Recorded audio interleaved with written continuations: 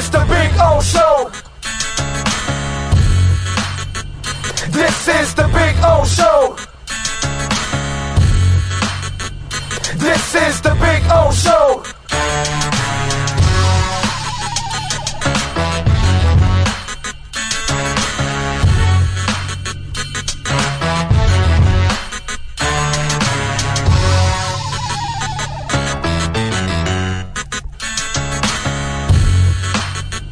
This is the Big O Show. This is the Big O Show.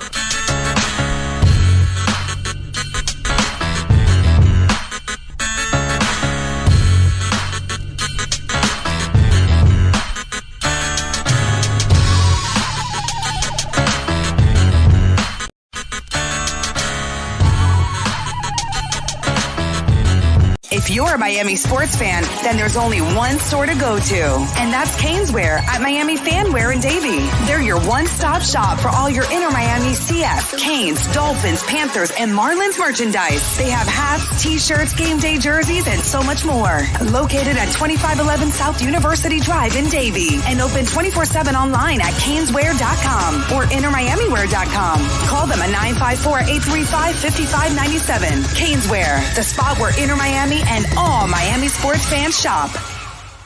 Sports Grill on Bird Road, Miami Lakes, and their newest location in Doral is now hiring.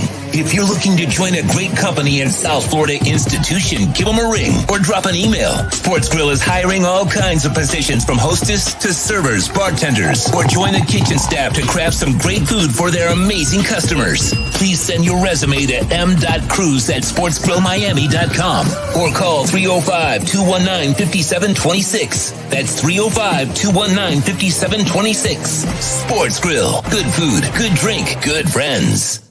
Red Recover now offers a simple-to-use, professional-grade light therapy device designed to help your dog heal and live a healthier life. Red Recover emits red and infrared light therapy based on the same science that NASA developed, all in a soft, flexible housing pad powered by a convenient, rechargeable lithium-ion battery. Give your dog the same therapy that many veterinarians use today, but at a fraction of the cost. Pads are available in 3 sizes and come with attachment straps, clips, and an easy-to-use manual. Red Recover can help your dog with arthritic conditions, muscle soreness, intervertebral disc disease, ACL rehabilitation, performance, aging, and general health and happiness. You simply place the pad over the desired area and allow our proprietary Tri-Light therapeutic wrap to penetrate deep into the tissue where a number of healing parameters will be stimulated. When starting treatment, apply for 10 to 15 minutes daily and lessen the application time as needed for best results. Say yes to science and give your dog the care it deserves with Red Recover. The Big O Radio Show is brought to you by Caneswear. Go to caneswear.com, where all orders over $99 get free shipping. Sloman's Total Home Security.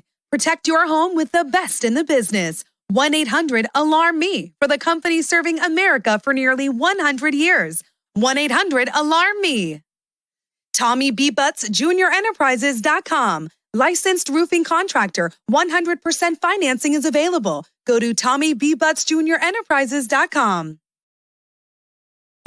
When it comes to South Florida sports teams, very few in the media have witnessed, lived, and covered it like the Big O. Let's start the program dedicated to your favorite South Florida teams with a passion that's unmatched. The Big O Radio Show is on. Here's the Big O.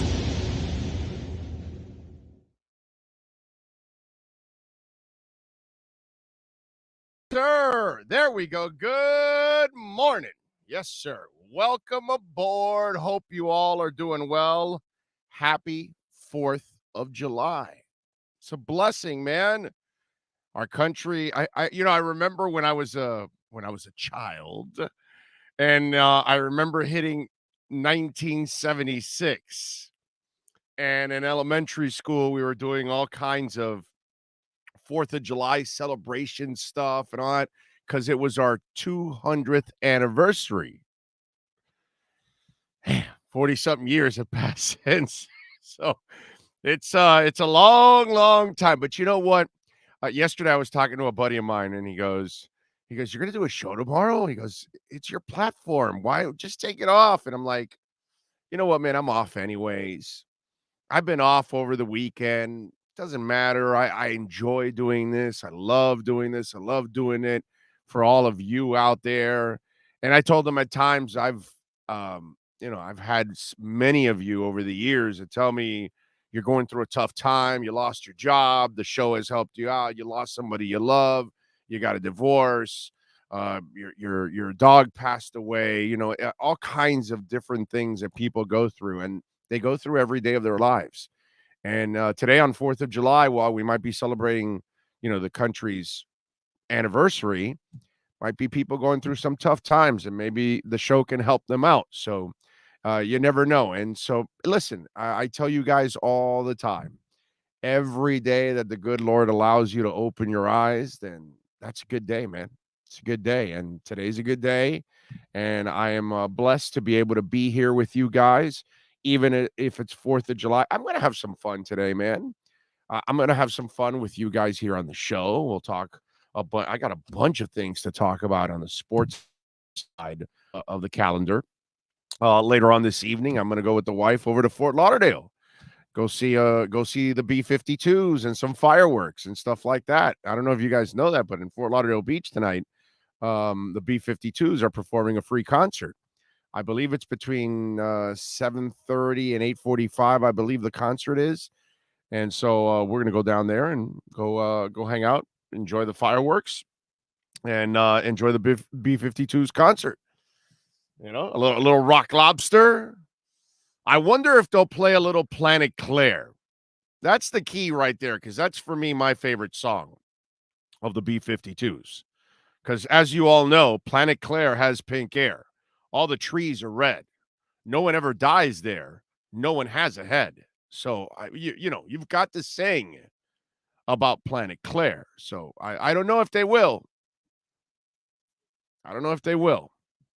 But I know they'll do Rock Lobster right next to the beach. Dun, dun, dun, dun, dun, dun, dun, dun. They got to do that for sure. But anyway, so it is a blessing to be able to be here with you all today and do the show and have some fun. And by the way, we have friends visiting the program today. Ira Winderman will stop by at 10:30. Franco Penizzo will join us at 11:30 to get a little preview Inter Miami plays tonight. And 12:30, Marcel Louis-Jacques is going to join us to talk a little Dolphins. So we'll talk a little Heat. We'll talk a little Dolphins. We'll talk a little Inter Miami. We'll give you our liquor split matchup of the night. We finally lost on Saturday, by the way. Unfortunately, we gave you in that game, we gave you, what was it? It was Minnesota minus 1.5, and they ended up only winning by 1. So we lost by that half, unfortunately, against Baltimore. And I thought I felt really good about that matchup on Saturday. So our streak is we're 12-3 in our last 15. So it's not like we're doing too bad. You know what I'm saying? And the Marlins so far going for a sweep today against the Nationals. So we'll see. They've won 3 straight against the Nationals. They're 11-1 against the Nationals. They've got 37 wins, and 11 of them are against the Nationals. Can we play the Nationals all the time? That would be nice if we can play the Nationals all the time. I see Steve Chapman is in first. Says, good morning, Big O and Sean. Happy 4th to everybody. By the way, I am flying solo today. No Sean. Sean is with the family. Sean is off today. Okay. They were on a trip all weekend. So I think they're coming back tomorrow or something like that. Sean flies out to Vegas on Thursday. I fly out tomorrow to Vegas, actually. So tomorrow we'll do the show, and then we'll fly out in the evening to Vegas, and we'll have some fun, and we get ready for a little Morrissey on Wednesday. Looking forward to that, dude. That's going to be a lot of fun. Go to Caesars and go enjoy a little Morrissey. That's going to be very, very freaking cool. If you want to get in on the Welt and Rayom text line, that's 855-912-1056. That's 855-912-1056. If you want to get in on the Welt and Rayom text line, you can also reach out to us on Twitter. That's at Big O Show. Follow us there as always. As you can see right there, above and around me, Essential Moving Experts, Sean Williams and the great people up there. Their home base is in Daytona. They serve the country. So if you're moving from city to city, from neighborhood to neighborhood, state to state, across the country, Essential Moving Experts will help you out. Tell them that Big O sent you. They will give you $150 off. Call them 858-44368-5750. And flat rates, folks. No surprise charges. Safe and efficient loading and unloading practices all the time. They've got over 1,600 happy customers. That's a lot of people saying, hey, we love what Essential Moving Experts does for us. Go to essentialmovingexperts.com. Moving was never this easy, really. And Sean, as you can see, he's a monster Dolphins fan. And so because he's a Dolphins fan, his business is in Dolphins colors. How about that? So support the great people that support us. If you need a moving service for your home, your business, call Essential Moving Experts, 844-368-5750. That's 844-368-5750. And make sure you mention the Big O Radio Show. Claude says, good morning, Big O. Please give me your opinion of the Rudy Gobert trade. Time will tell, but I think this is more of a lopsided trade. Wolves are nuts. Oh, yeah, no, there's no doubt it was a stupid move. Yes, an incredibly stupid move on their part. But see, here's the problem, Claude. And you have to put yourself in the positions of Minnesota, of Orlando, of Detroit, Utah also, Sacramento. These are not desirable locations. So it's going to be hard for you to trade for Durant because he doesn't want to go to you. You're not going to be able to trade for Wade or LeBron or Magic Johnson or Kareem Abdul-Jabbar or Larry Bird or Luka Doncic or what. They're not going to want to go to your city.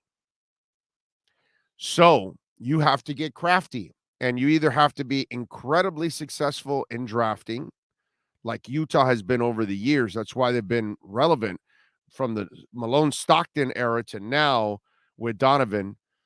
So it's one of those things that if you're not good at drafting in Indiana, you're not going to get free agents.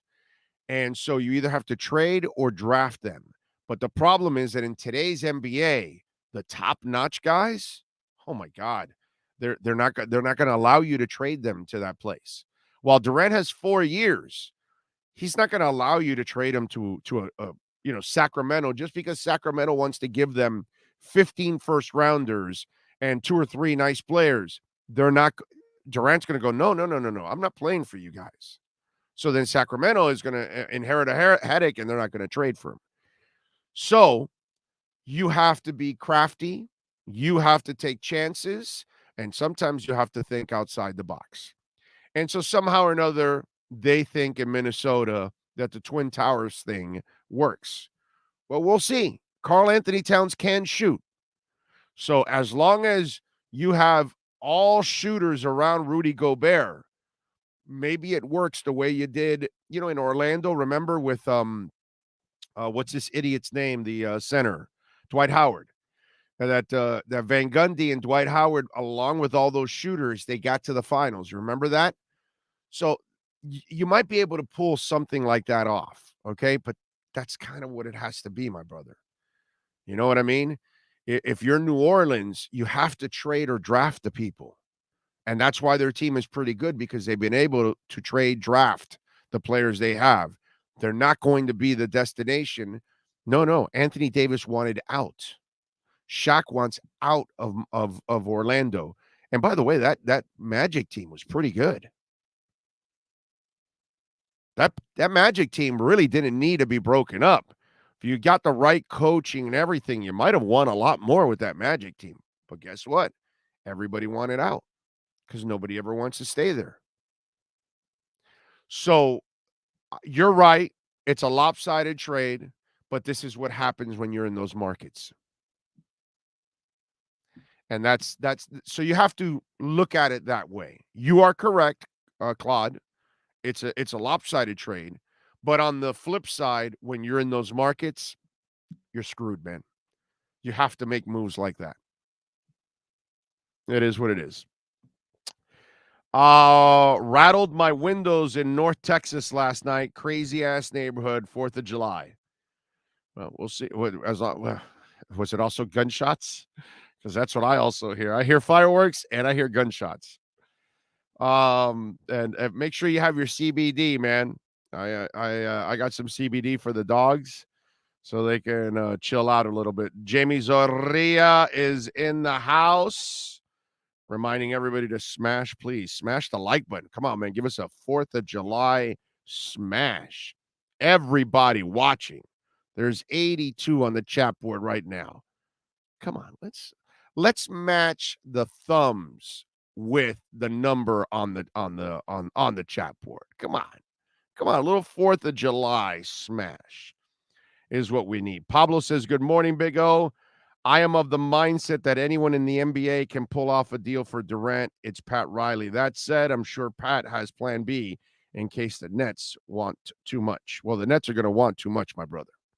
You can expect that, and the Suns have a better package to offer. So the question is, what I already told you guys, they've got to find a way to take Ben Simmons off their hands. I told you on Saturday. That's the key. Okay, you can go listen to it, but that's the key. You trade Bam somewhere else, and you take in the Ben Simmons contract. So that way you're taking Durant and Ben Simmons, and you're taking them off their hands, and then you're shipping Bam somewhere else. And then you're getting more for Bam, and then you're shipping what you got for Bam to the Nets. It's kind of the way it has to be. But that's the only way it works. Now, you give them what you can on your side. You trade Bam to somebody else. What you get from Bam, you ship to the Nets, and then you get Durant and Ben Simmons. So that way you take the burden off their hands, something the Suns won't do. They're not going to take Ben Simmons. But Miami, who likes reclamation projects, will take Ben Simmons. That's the only way I see it happening. Only way. Got to take that Ben Simmons contract. If not, Miami doesn't have the ammunition to make that move. That's the way I feel. They're SOL. And as I said on Saturday with Pat Riley, this is the most intense the pressure's ever been on Pat Riley as an offseason. Because if he doesn't get it done this offseason, basically he screwed up. Because now you go 4 years of Jimmy Butler and you didn't win a title. And how much more time do you think that body's going to last? So this is a really, really, really important offseason for Riley. If he doesn't get it done, it's a major, major screw up. Major screw up. Love him. I'm not saying anything, get rid of him or change or nothing, but because it'll be a really good team. It's just you got no shot at a title if you don't make a move. Because the East got better and you got worse. You're not better. You're worse than you were when you ended the season. So it's a really, really important offseason, man. The Kyle Lowry, Jimmy Butler clock is ticking, and you waste another season, you're done, bro. You're done. It's over. Chad is in the house. Thank you, Chad. Relentless is in. Leon Fresco, the Heat don't need Durant. They just need a big player who can shoot and defend, plus Lowry's weight loss and Oladipo's improvement. Yeah, who's the big player? Leon. You just can't. They just need a big player that can shoot. Who is it? Who's available? Who are you trading for? That doesn't fly. You got to have an answer. Okay, Oladipo's improvement, if he improves, is not enough. So they need Durant badly, or they need another star badly. And Donovan Mitchell, if you listen to our interview on Saturday with Tony Jones, go back and listen to it. The Jazz beat writer, he's been covering Donovan Mitchell from day one, and he covers the league. He knows the league really, really well. He doesn't think it's going to happen at all. They're going to build around Donovan Mitchell. Claude says, never thought of that. Great point, Big O. Thank you, sir. Johnny Rotten, taking some time off from singing and hanging out with us. Happy 4th of July, Big O from North Carolina. Have you seen the Obi-Wan series yet on Disney Plus? I have, and I loved it. And the finish was awesome. Was just fantastic. So, yes, I loved it. Not going to say anything. Johnny, we can't say anything. We don't want to ruin it for others. But I will tell you, if you're a Star Wars geek, you definitely want to watch that. That's for sure. Jose Lucas is in. Good morning, Big O. We run it back. It will be a failure of an offseason, especially if KD and Mitchell do get traded. Well, Mitchell's not getting traded. KD's getting traded, but Mitchell's not getting traded. So we can stop with that already. They're building around Donovan Mitchell. Listen to our interview with Tony Jones, Jazz beat writer, on Saturday. It's there on the podcast. You can go check it out. If you didn't know, we did a little Saturday action for you. We did a short little 2-hour show on Saturday. Although 2 hours of our show is like 4 hours of regular radio, of course, because we actually do do real talk here, unlike in regular radio. By the way, I see the Tap the App, and that is, of course, Liquor Split. And we always tell you to tap that app and download Miami's own liquor store, iOS or Android here in South Florida, Miami. Download it, baby, Liquor Split, and tap that app.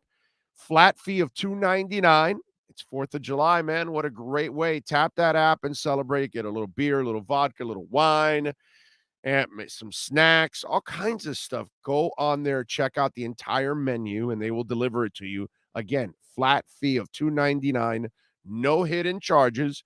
$1 of that $2.99 goes to helping homelessness in Miami. So not only are you not drinking and driving, not only is it incredibly convenient, but you're also making a donation to charity and helping a great cause. So there you go. Download it, tap that app, liquorsplit.com. And by the way, you can even order my favorite energy drink there, Edge Energy Drink there also. If you don't want to go to myedgedrink.com and get 10% off your energy drink there, then you can get it also on Liquor Split, because you got your vodka, you got your rum, it's the nice elixir, that kind of stuff. So liquorsplit.com, baby. 6193 says, good morning, Big O. All the Big O fans all over the world, after watching the Hill and Tua podcast, I'm fired up for the preseason to start. Yeah, I'm with you, man. I'm with you. I talked a little bit about it on Saturday also. You can check that out. Talked about with Tua, what I really like about all of that. Let's see. Sam says, Big O, I went to see the Marlins high A team in Beloit, right? Is that what it's called? Beloit? The Beloit Sky Carp. They got a hitter named Cody Morissette that looks like a stud. Well, Sam, we need him to we need JJ Bleday. We need Morissette. I'm gonna go see Morissette on Wednesday at Caesars in Vegas. So maybe Morissette can get up here in a couple years and start raking for our Marlins, bro. We need it. We need it. It's fun to go see a little minor league baseball, right? That's actually a really cool thing. I like that. By the way, Heat is 0-2 in the summer league. So it's over, right? I mean, that's it. You're 0-2 in the summer league. The California, whatever the hell it's called, summer league over there. 0-2, man. It's over. I mean, how are we going to compete if we're 0-2 in the summer league? God. By the way, no Marcus Garrett or Yurt Saban. And Jovic is struggling a little bit. That's Jovic, by the way, the first rounder. as expected. He's a 19-year-old. He weighs like 46 pounds, soaking wet. Relax. Kid's got time. He's not going to have any kind of. I laughed when somebody asked in the press conference about playing time. I'm like, playing time? This kid's walking in with diapers. What do you mean playing time? It's like his ass needs to be in the G League the entire year, playing a lot. That's what he needs to be. But anyway, so yo bitch is struggling a little bit, which is, I mean, kind of expected. The Orlando Robinson kid, who, by the way, scouted by Ira's son, says, Jake loves Orlando Robinson. And guess what? 10 points, 5 rebounds, 4 steals against Sacramento. Hayward had 9 points, 9 rebounds, 2 steals, and a block. So some of the guys are making a little hay out there. We will be in Vegas, by the way. They will move from I think they're in Golden State right now. They're over in San Francisco playing that small tournament. Then all of the NBA teams will move over to Vegas for the Summer League, and we'll be there for I'll be there about 10 days. Sean's there about 8 days. So we will have a lot of coverage for you. We'll talk to a lot of basketball people. We'll be going to games. We'll try to get you, you definitely want to check out. You want to definitely, follow our YouTube channel, because if there's press conferences and things like that, we may go live in those press conferences. So check it out and follow us there as always. So we got that going on. On the free agent side, it looks like Donovan Mitchell is staying. If you listen to our Tony Jones interview, the athletic beat writer for the Jazz, we had a really good interview with him on Saturday. Go back and check it out on YouTube or on the podcast. Any platform that you use, you can find our podcast, Big O Radio Show. And so Mitchell looks like he's staying, and they're going to build around him. It's really all about KD now. And Miami doesn't have the most favorable spot. And as I told you, you're going to have to take Ben Simmons, and you're going to have to move Bam if you want KD. If you're not willing to do that, that's probably not going to happen, and the Suns will get him. Although there's Toronto in the mix, right? And I was actually reading today that there's a fourth team that some are talking about that feel that they have a shot also at Kevin Durant, which I kind of found it interesting, the sleeper team that they mentioned, and this conspiracy theory explanation of it. Actually, there's some sense to it. It does make some sense to it. So after the superstar asked to be traded from the Brooklyn Nets earlier this week, the Suns and the Heat were favored to land them, and then the Raptors have been mentioned also, right? Well, an NBA insider thinks another team could be added to the mix, the Denver Nuggets. Says, I really don't subscribe to conspiracy theories, but the Nuggets now have landed one of KD's mentees in Watson, one of his best friends in DeAndre, and another former teammate in Brown, and already have one of his friends in Jeff Green on the team. That's before you get to the 2-time MVP, said Mike Singer of The Athletic. So Suns, Heat, Raptors, and now this gentleman thinks that the Nuggets also could be a player in the KD sweepstakes. Now, the reports that KD's top two were the Suns and the Heat. Now people have thrown in the Raptors. Some people have thrown in the Celtics also.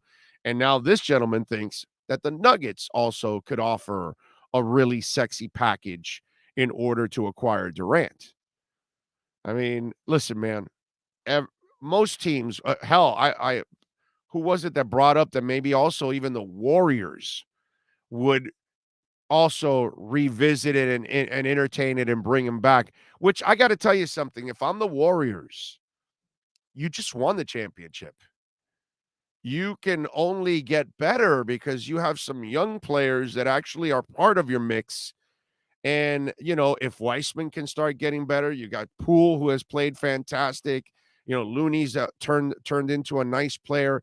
So, Golden State does a great job of player development also. They're one of those teams like Miami, like San Antonio, that can develop players. Although if I'm Golden State, I kind of did that and I'm done with it. I already won a championship without you the first time. I won another championship without you. I'd like to build on this and keep going if I'm Golden State. But the Denver one that Singer brings up, that's kind of interesting.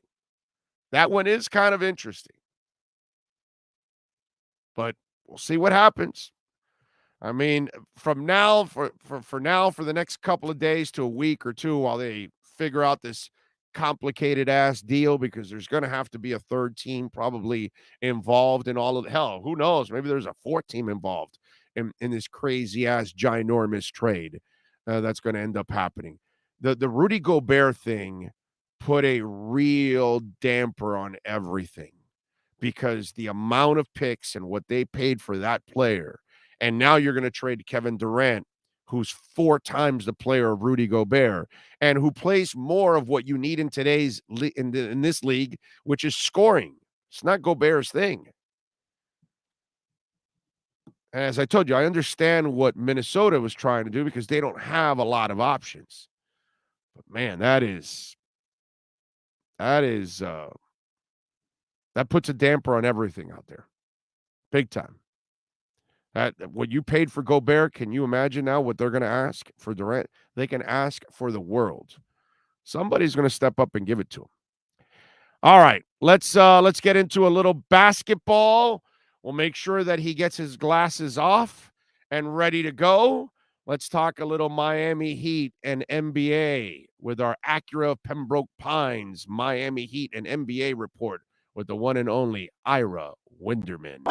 Heat fans, time for the best insight of your favorite team with insider Ira Winderman, exclusively on the Big O Radio Show. It's the Acura of Pembroke Pines Miami Heat and NBA report. Here's Ira Winderman. There he is, Ira Winderman, ready to go, locked and loaded. How are you feeling this morning, my friend? I'm doing good. It's just, I know you were talking on your previous segment about Kevin Durant. He has stopped free agency. Everyone is waiting. And the reason is, and this has been pointed out by several guys who follow the league, some team's going to have to make a 5-for-1 trade or something like that. It's a wormhole. It's a wormhole of a trade. And in order for you to fill that wormhole, right. So one team's going to need 4 new players just to fill their roster. And the Nets are going to have to maybe get rid of 4 or 5 players who might come free, who might be better for your roster. So we've seen this entire tier of free agency just stop. Guys like Caleb Martin, Markieff Morris for the Heat, similar players elsewhere. We're in Katie's world. But Big O, I'm not so sure that this is a today, this week, or this month trade. There's no rush for the Nets. They still have a guy under contract for 4 years. They can wait as long as you don't get to training camp and show up with the questions about KD. So there is. And the questions about Kyrie. And the questions about but wait a minute, Ira. At one point, everybody has to turn the page. Everybody has to go Bob Seger on you. So you must make a decision soon. You cannot. I've heard this thing about, well, there's no rush. No, there actually is a rush. Because at one point or another, teams, since it is a wormhole of a trade, right, and you're going to have to include a third or fourth team, those ancillary teams are going to have to turn the page and move on and say, hey, man, we got to worry about our season. We can't keep waiting for you so you make your Durant trade. We got to move on and do what's best for us. So, yeah, you're right. It's not, they can slow play it a little bit, but not too much here because the rest of the league needs to move on. And at one point or another, whether you're Miami, you're the Suns, or whatever other team, if you need that third team, you're going to run out of those options because they've got to move on. And I understand that. But I also think teams wait for greatness longer than others. We saw that with LeBron James, 3 free agencies. They waited on him. If you remember a couple of years ago in Vegas, Kawhi Leonard waited the full first week. We're not a week into this, Big O. It was a full week till 2 a.m. when Kawhi Leonard said, I'm leaving Toronto and I'm going to the Los Angeles Clippers. So we're still early enough in this game where there's time. It seems like forever. but we're 4 days into free agency. Again, for the Nets, you can't, I agree, Big O, you can't go to camp with Kyrie in one corner and KD in the other, and people go to short marks. Kyrie, you definitely got to get rid of. Right. Oh, So my God. You got to make a move. But there's still time because most teams have mostly settled in the roster. Look, the top free agents out there, we know about James Harden, but he's going to agree to his deal. He has to for PJ Tucker to get his money. He has to take a pay cut. There's that's not already another free agent on the list where you have to say, we have to get this guy or we're going to lose him out to someone else. So I think you can settle back a little. For greatness, you wait. That's what the Heat are doing. That's why Andy Ellisberg is sitting on the sidelines right now. Because, Big O, the last thing you want is to have given Caleb Martin the mid-level exception and then realize, damn it, we could have got Kevin Durant. We could have gotten Donovan Mitchell. We could have gotten John Collins. We could have gotten Miles Turner. This league has moved on to the trade market. And if there's something that you covet out there, maybe not Turner, maybe not Collins, but a higher level, you wait. You don't want to get burned by moving too soon also. It's liar's poker, and you have to figure both ends of the equation. All right, I talked about this yesterday. You tell me if you agree or disagree here. Because Miami cannot come up with the same kind of packages the Suns can come up with, or any other team that may have Toronto, that may have more picks and more players to give and all that kind of stuff, I say the only way you can acquire Durant is if you also take Ben Simmons with him and you move Bam to a third team, and then what you acquire for Bam in that third team is what you're also sending, to the Nets. That's what I feel. That's the secret sauce in order for Miami to get Durant, because not many teams are going to say, yeah, we'll take Durant and Ben Simmons, because you're taking the prize and then you're taking the problem.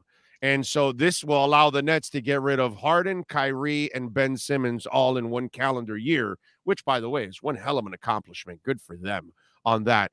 I think that's the only way. That's the caveat to the deal for the Heat. Agree or disagree? I disagree for this reason. We have to look at each specific case and see where there might be a hangup. For example, any trade with the Suns would have to include a sign and trade with DeAndre Ayton, who's a restricted free agent. But what if the Indiana Pacers, who have a crap ton of money right now, just blow everyone out of the water, give Ayton a max level contract, front load it, make it hard for the Suns to match? Remember, when you get an offer sheet, there's only two options. You either go to the team you signed the offer sheet with, or you go back to your original team and cannot be traded for one calendar year. So if DeAndre Ayton signs an offer sheet with the Pacers, any deal with the Suns for Ayton is off. Therefore, any deal for Durant is off. Number two, you mentioned Toronto. So certainly OG Anunoby is out there. You have Scotty Barnes. You have options. But there is an incredible history of guys who get to Toronto and go, get me out of here. Alonzo Mourning wouldn't show up. Vince Carter wanted out of there after a while. We've seen a bunch of guys who just don't want to have to deal with that. Yes, it's a major market. It might be the best city in the NBA. But there's things there also. So you might say to me, so what, Ira? KD has 4 years left. Bosch said enough is enough. Yes, I'm saying that. And KD might have 4 years left, but we know one thing. Miserable NBA players get what they want, because all Kevin Durant has to look is the example of James Harden. Just do what Harden did in Houston and Brooklyn, average 9 points a game, and you get your wish. It's wrong, but that's the way it happens. No, I agree. So I think this is so multi-layered that, yes, the Heat's best offer of Robinson, maybe Lowry, and Hero, and 3 first-round picks might not seem like enough. But like you mentioned, when you get to your breaking points, when the Suns move on, when the Raptors move on, and you wind up in less, can you bring KD back to Brooklyn and have to deal with that whole show there also? Patience might let you get something at a bargain price. The weirdness of this all is this. By the way, you say the Pacers have all that money and picks.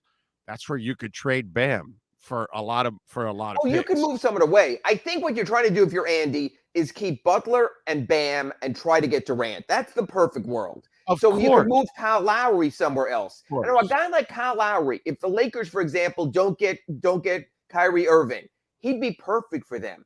Kyle Lowry would be perfect for this. But wait a minute, what the hell are you getting back? We're talking 3-team trades. We're talking moving guys right and left. We're talking trading Westbrook into the Thunder space and going from there. What I'm saying is the Heat's perfect world is to try to find a way to keep Bam and to keep Butler and get Durant and clear the deck of everything else. And you know what? I will take anyone.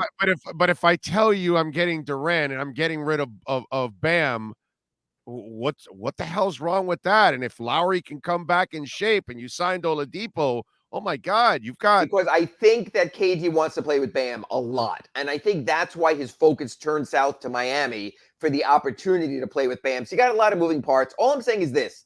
If you, Big O, and I were having a fantasy draft of general managers to get this deal done, I'm taking Andy Ellisberg with the first pick of that fantasy draft. I get what you're saying, but once he put the Suns in the mix, they're going to get a better deal from the Suns' bottom line. Not without DeAndre Ayton, they're not. Okay, but let's say Ayton is if Ayton doesn't, but right now it looks like Ayton's part of it, right? Because Ayton wants his money. You know what I mean? So he's just waiting for somebody to give him his damn money, and he's ready to go. But he might be able to control where he wants to go. There's still enough cap space out there, cap space teams for him to dictate that. There's worse place than Indiana for what they have on that roster alongside Halliburton and those guys to make it work. Not a bad team. It's not a bad team. And you know what? Some guys don't want to go in the middle of crap shows. I got to tell you something, Big O, because you were telling me this the whole season when I was saying, beware the Nets, beware the Nets. You know what? NBA players know that the Nets will always be the secondary citizen in New York to the Knicks, no matter how crappy the Knicks are. That's the legacy team. They know the Clippers will always be a secondary citizen to the Lakers, no matter how bad the Lakers are. Yeah, that's but a legacy team. The Nets had their chance to upend them, bro. I mean, I think the window closed. I think the Nets will go back to being the New Jersey Nets, the Brooklyn nobody Nets. They had their window and it went by, and it showed you that there's something toxic there that just didn't make it work. So they might have to be one of those scrappy teams because that might be all they can be right now. What I'm saying is this. If the Kevin Durant deal was so doable, it would have been done on Friday or Saturday or Sunday or today on July 4th. This is so complex that I think there'll be plenty of twists and turns before it gets done. I know you said the Warriors, hey, if I'm Steph and I'm Clay, you might say, hey, we won without you. We don't need you. We've shown that. But they have the assets with Camille, with Wiseman, with the draft choices, that they still could get greatness. The crazy thing is this. Again, this is my problem with the NBA, and I'm not being like the old man, get off my yard here. Kevin Durant has 4 years left on his deal. Whatever happened to the sanctity of a contract? I'm all for free agency, Big O. Your contract is up, just like if you're working for Apple or IBM or anywhere, you can go to another company, get your deal. What Curt Flood started in baseball and what others have followed in other sports is only right. As a free agent, if Kawhi Leonard wins a championship in 2019 in Toronto and says, I want out, that's his right. But a player with 4 years on his contract, or James Harden, who had 2 years on his contract when he went from Houston to Brooklyn, and then 1 year on his contract when he went from Brooklyn to Philly. That's a real problem for the NBA because a contract for a superstar doesn't mean squat anymore, and that's wrong. So let me ask you something, because I think you were in the batter's box there, waiting in the wings here when I was talking about this. The Raiders pissed off the NFL by giving John Gruden that contract, which now set the standard, and Carolina had to do it, all that. And so we've seen this kind of stuff happen. Did Minnesota do that with the Gobert trade? Because how much did that screw up or make this even more complicated? Because, and I explained it to somebody, said, oh, did Minnesota overpay? And I explained to them, which obviously you know, when you're Minnesota, you're New Orleans or Orlando or Sacramento, you're going to always have to overpay to get good players because you're that place. So that's just the way it goes. So I understand the Minnesota part, but did it have bigger ramifications around the league now? I don't, and I like your Gruden analogy, and I'll give you another one. The Cleveland Browns were the only teams moronic enough to guarantee money to a possible guy who could be involved in sexual offense trials from now till doomsday. But Cleveland has gone through so much crap, with Manziel and all the draft choices and Baker Mayfield. They had the desperation. Never assume the desperation of a desperate team sets the standard.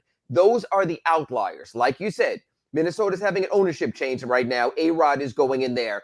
They're in a different situation. The Raiders were desperate because Al Davis realized and the Davis family realized we're not who we used to be with John Madden. We're not the same team. We're desperate. Never follow desperation. Never follow. I wrote this in my Sunday column. Matter of fact, I'll give you the perfect example. I hope go out there, subscribe to sunsentinel.com because I think Ira Winderman nailed it on Sunday. I wrote about the worst draft choice trade in sports history, the Herschel Walker trade with the Minnesota Vikings, when they included getting back guys like Russell Maryland, Alonzo Highsmith, and Emmitt Smith when they got 7 draft choices, 3 first-rounders, 3 second-rounders from the Vikings. No one has followed that path since. It's called trading your draft. It's interesting. It's 2 Minnesota teams. The Minnesota Vikings traded their draft for Herschel Walker. The Minnesota Timberwolves traded their draft for Rudy Gobert. That hasn't worked out well anywhere. The Dallas Cowboys went on to 3 Super Bowls right after that Walker trade. The Vikings didn't even make the Super Bowl. The Cowboys won all 3 of those. So I think if you follow bad examples, you're a bad team. So if I'm telling the Nets, hey, just because the Timberwolves were stupid, we're not going to be stupid here. I think a Heat package with 2 first-round picks, maybe a pick swap has to be enough because, maybe I'm wrong. The Nets are not dealing from a position of strength. If they had a position of strength, they would have said, one-day auction, Saturday, July 2nd, best bids in, we take the best one. Put the pressure out. Durant's not just going anywhere, so you don't have leverage. That's the problem. So I think you're the Heat sit back. I'm just telling you, I bet you Andy, beautiful mind Ellisberg, has like 50 different combinations on his board. And before the Nets make, this is not going to be a deal where 17 teams are going to go, man, we were blindsided. We didn't think they were going to make that move. The Nets will make clear to everyone, this is our best offer. It is a legitimate offer. I'm Sean Marks. I could show you on a piece of paper, Team X offered this. Can you top it? That's when Andy, that's when Pat Riley, that's when Adam Simon, that's when Nick Harrison sit down and say, okay, what's our best offer? Because you can bet the Heat want him, but there's also limits. Let me get to philosophy here with the T-Wolves. What they did, because Karl Anthony Towns can shoot, and we've been in this dilemma down here in Miami. Play another big with Bam. But the problem is if both bigs can shoot, nobody's stretching the floor. And then that, obviously actually puts more of a burden on everybody else and actually allows the defense to be able to cover more space because there's less shooters out on the court. But because Karl Anthony Towns can shoot, does this move actually have some, sense to it? Actually, there's a little method behind the madness. There's regular season basketball and there's playoff basketball. Rudy Gobert has been a great regular season player. Rudy Gobert has been non-existent in the playoffs, played off the floor in consecutive years. So the Timberwolves for all of October, November, December through April can show one thing. It has to be shown it works in the playoffs. Teams do they have the shooters that the Magic had to get around Howard? And you're right. That's kind of what I'm trying to but envision. we have to Minnesota, that has to be your blueprint. I'm just saying. We have to wait and see if it works there, number one. But Big O, that's why another Big O, Omar Yurtseven, when we're going to be out in Vegas, is going to show, if he can show with his three-point shooting. If Omar Yurtseven can have a 15 of 30 three-point shooting summer league, teams will take notice and respect his three-point shooting. Right. If Nikola Jovic, 0 for 4 yesterday, unfortunately, in San Francisco, can show that he's a three-point threat, you not only have to make the shots, you have to create the spacing by becoming a threat. That's why Summer League's important for the Heat. If they can emerge with one of their bigs, and they have their 2 prime main backup bigs playing in Las Vegas, that those guys can show their three-point threats, that opens up for the Heat and at least allows Eric Spoelstra to experiment. Spoke to an agent the other day. He told me, you know what? If you don't get another big man to replace P.J. Tucker, I got an idea for you. They should bring back Kelly Olynyk. He was very good with Bam Adebayo when they started together. He made the threes. He does his dipsy doodle inside. So maybe it's that kind of name. The Heat have made it work during the regular season with Bam and a big. It worked with Myers Leonard very well, Myers Leonard's first year. It worked with Kelly Olynyk until he was traded for Victor Oladipo. So we still have to see how that shakes out. But again, there's regular season and there's playoffs. This league right now is playing big men off the floor in the postseason. We'll find out next April and May whether it works for Minnesota. By the way, my boy Orlando Robinson, Jake Winderman's favorite Yes. selection of the offseason, did play well yesterday. He had a Okay. very good first half. He's a good big body. It might allow you to move some pieces around. Look, right now, the Heat have two players under two-way contracts, Javonte Smart and Michael Mulder. But the guarantee is so nominal to both of them, they could swap out their two-way players at any time. Just posted a story in Javonte Smart at sunsentinel.com about how he knows he's fighting for his NBA life. Had a pretty good game last night out in California Summer League. But yeah, Orlando Robinson's an interesting big. The Heat have a lot of interesting bigs. But this is not developmental time. This is not Beasley and Chalmers and try some other guys. This is Jimmy has to win now. Kyle at 36 has to win now. You have the older roster, but it just shows you this Heat pipeline will always be there on the back end. So Big O, whether it's next week when I talk to you or going forward, I will ask you this question. We're going to ask all summer until it's done. Would you rather have 20th year Udonis Haslem teaching or Orlando Robinson in his young 20s learning how to play to be a successor? That 15th Heat roster spot could prove very interesting. Yeah, well, we'll see by the end of the preseason how I feel about that. I almost felt like last year you needed to use it on one of the young guys. I Instead felt that all along, and people hate me for it, so I get it. Yeah. No, I listen, I get it, I understand it, but and this year with what happened on the court with the disagreement, it might be like, yeah, we kind of hit that threshold. UD, you need to cross the threshold. You need to put on a suit now. And I'm going to give you point B to that.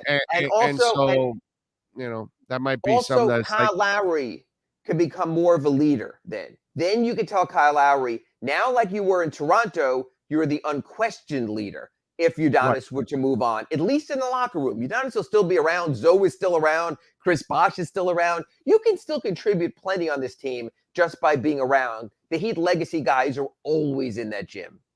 By the way, I'm brain farting now. What's the name of the kid that had the high arcing 3-point shots? He had his dreads in a ponytail. Kyle Allman Jr., the kid from France. Is that who you're talking about? Or is that the kid that had the man? He hit a couple of threes. That he has a McDonald's Golden Arches 3, man. I was look at the box score right now. And you know what? He's one of the few Heat players in this summer league that has pro experience. He's played overseas for 3 years. He was a star in France last year. He probably is going to get more money to go back there anyway. But that's sort of the fun of summer league, is to go, hey, I remember that guy. Yeah, like, who is that dude? Like, I was watching the game. Yes, I'm a geek. Yes, I watch the stuff. Leave me alone. Anyway, so I was watching the game and I was intrigued by the little guy. I was like, damn, dude, he's not a bad 3-point shooter overall. We had Tony Jones on Saturday, and Tony, he does a great job of covering the Jazz for The Athletic. And he feels that the Donovan Mitchell thing is dead, that they're going to keep him and they're going to build around him. So we're you feel the same way? We're kind of done with that. It's really either Durant or something else, but it's not going to really be Donovan Mitchell. I do not feel that way unless the Jazz flip these picks sooner rather than later for someone to accompany Donovan Mitchell.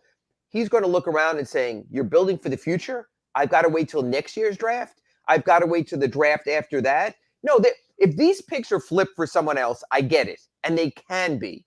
But if they're going to hold on to those picks, so Danny Ainge can do his typical 3 first-round picks every year and get nothing but 3 RJ Hunters, it's going to get old really quick for Donovan Mitchell again. So who are they targeting then?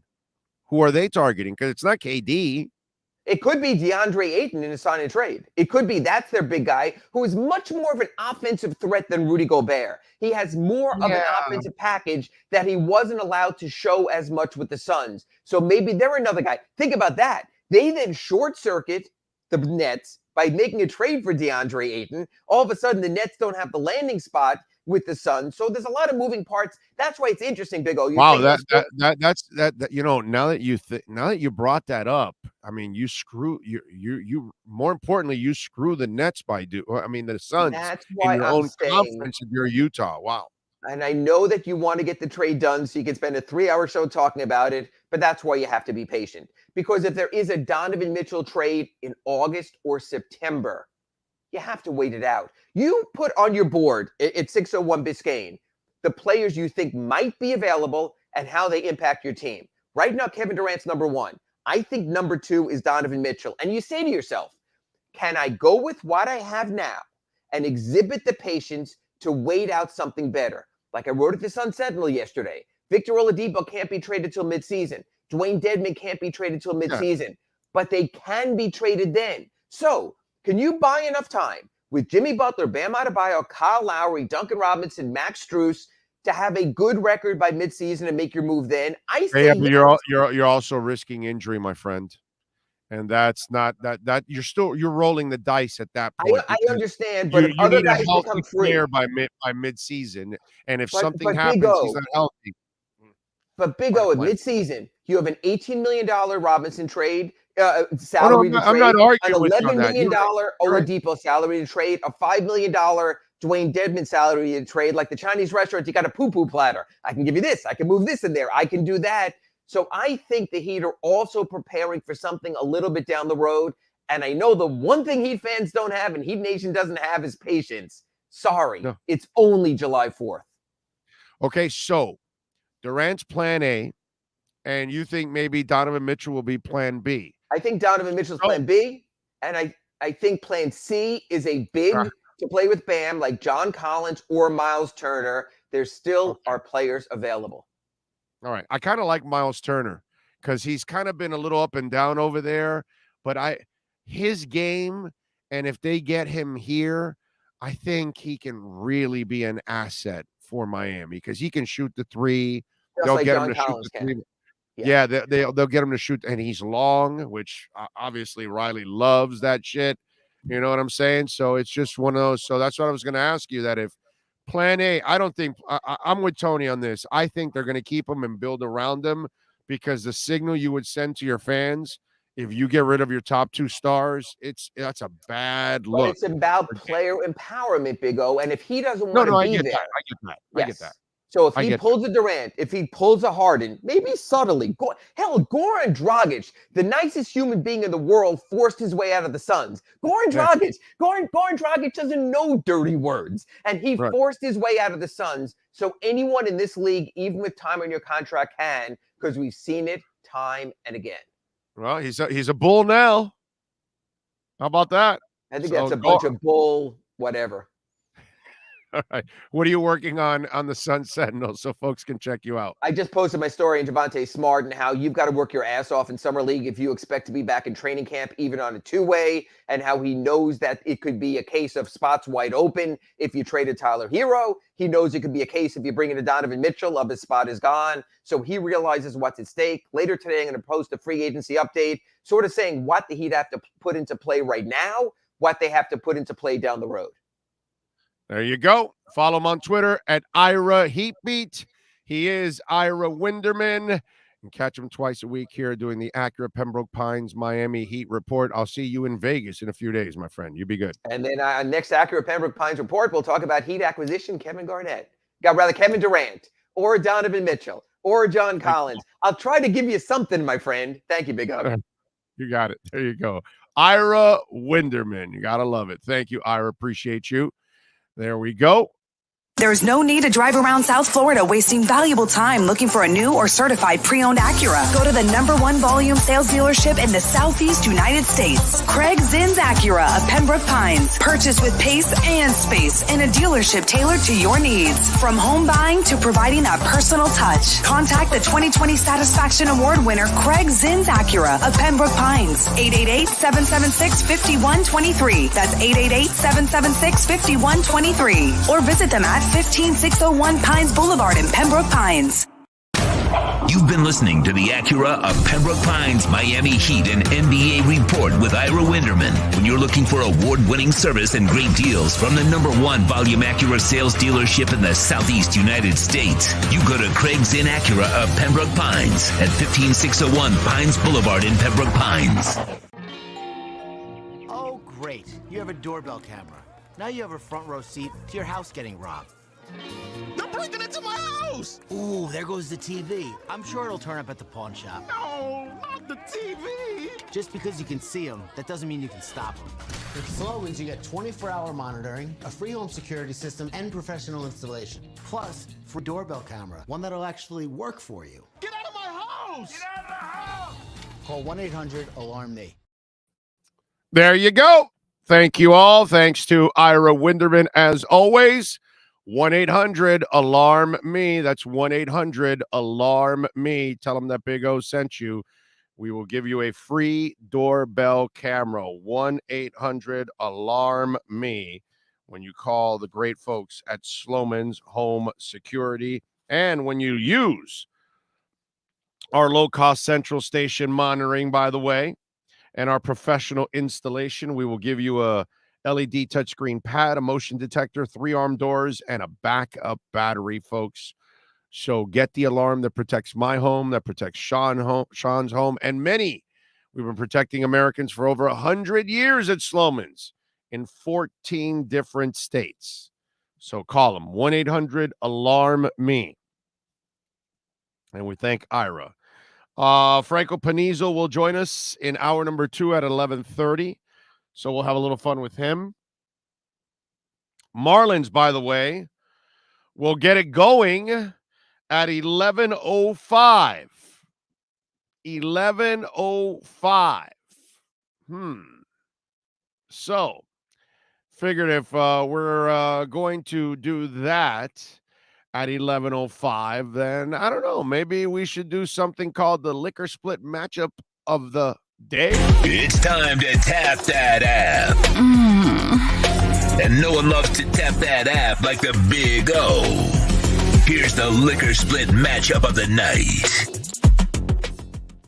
Not be the matchup of the night. It's the matchup in the next couple of minutes. But hey, listen, we're on a roll here, so we're going to continue our roll. We're 12-3 in the last 15 liquor split matchups of the night.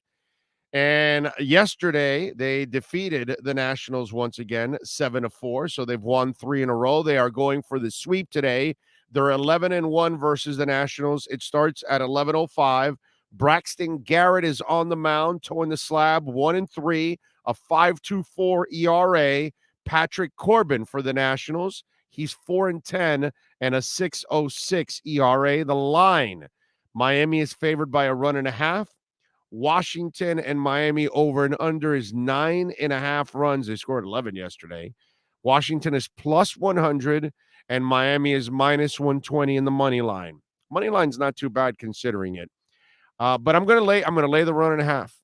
I'm going to lay the 1.5, and I'm going to count on Braxton Garrett to come through with a solid outing today against the Nationals in a couple of minutes. So give me the Marlins minus 1.5 here against the Washington Nationals. And we look for our 13th win of the season. We are 12-3. Well, we've won more than 13, but I'm saying in the last 15. Now we're going for our 16th game. We're going for our 13th win. We want to go Marino, 13-3. So I'm going Miami minus 1.5 in our liquor split matchup of the afternoon or the morning. The matchup of the night is brought to you by Liquor Split, Miami's own online liquor store. Liquor Split. Download then tap that app and get your favorite liquor delivered to you for just $2.99. No risk, no drinking and driving. Tap that app with Liquor Split. All righty, there you go. Love it. Tapping that app. That's what it's all about. 6193 says, good morning, Big O and all Big O fans all over the world. After watching The Hill into a podcast, he's fired up. Sam. I see. I read these. Let me. I didn't scroll down. Here we go. Dean Brown says Heat should have moved on. You're not getting Durant. Morning, Big O. We love you here in Long Island. Fins up. Thank you, Matthew. Appreciate you. Relentless. What about the Hawks? What about the Hawks? I don't think Durant wants to go to the Hawks. I don't think so, at least. Moving Bam defeats the purpose. Hope you and your family have a happy 4th, says Nikki Davis from West Liberty, Kentucky. Thank you, Nikki. Appreciate you all. I love when you guys tell me where you're checking in from. That's always cool to see where people are watching and listening. And thank you all. Please smash the hell out of the like button. Give us a 4th of July smash, man. Come on. Let's go. Got 145 on the chat board right now, and there's 56 likes. Come on. Come on. It makes no effort to hit that thumbs up there for us, please. So thank you. Vic Papo is in. Cidola is in. Omar Lopez, thank you. Miles Deep says, everybody be safe. Brian Landis says, Ira is a machine. Tommy Mayer in. Dimitri Yochim. Canes 1989. Good morning, Big O and everybody. Happy 4th of July. Anyone seen the new Elvis movie? I have not seen the new Elvis movie. Big O, don't forget the Warriors. Yep, I will not. I will not. Although if I'm the Warriors, I would stay put. I would not give up all those assets. I would keep all my assets and keep building on what I have already and try win another one and another one if I can with the group that you have. And plus, remember, Klay Thompson should be better next year because he played, a half a season? He wasn't really himself yet. You should see the real Klay Thompson next season. But and especially by the second half of next season, God willing, I hope he's never has another injury again. That young man has had enough injuries for his career after the last back-to-back brutal injuries.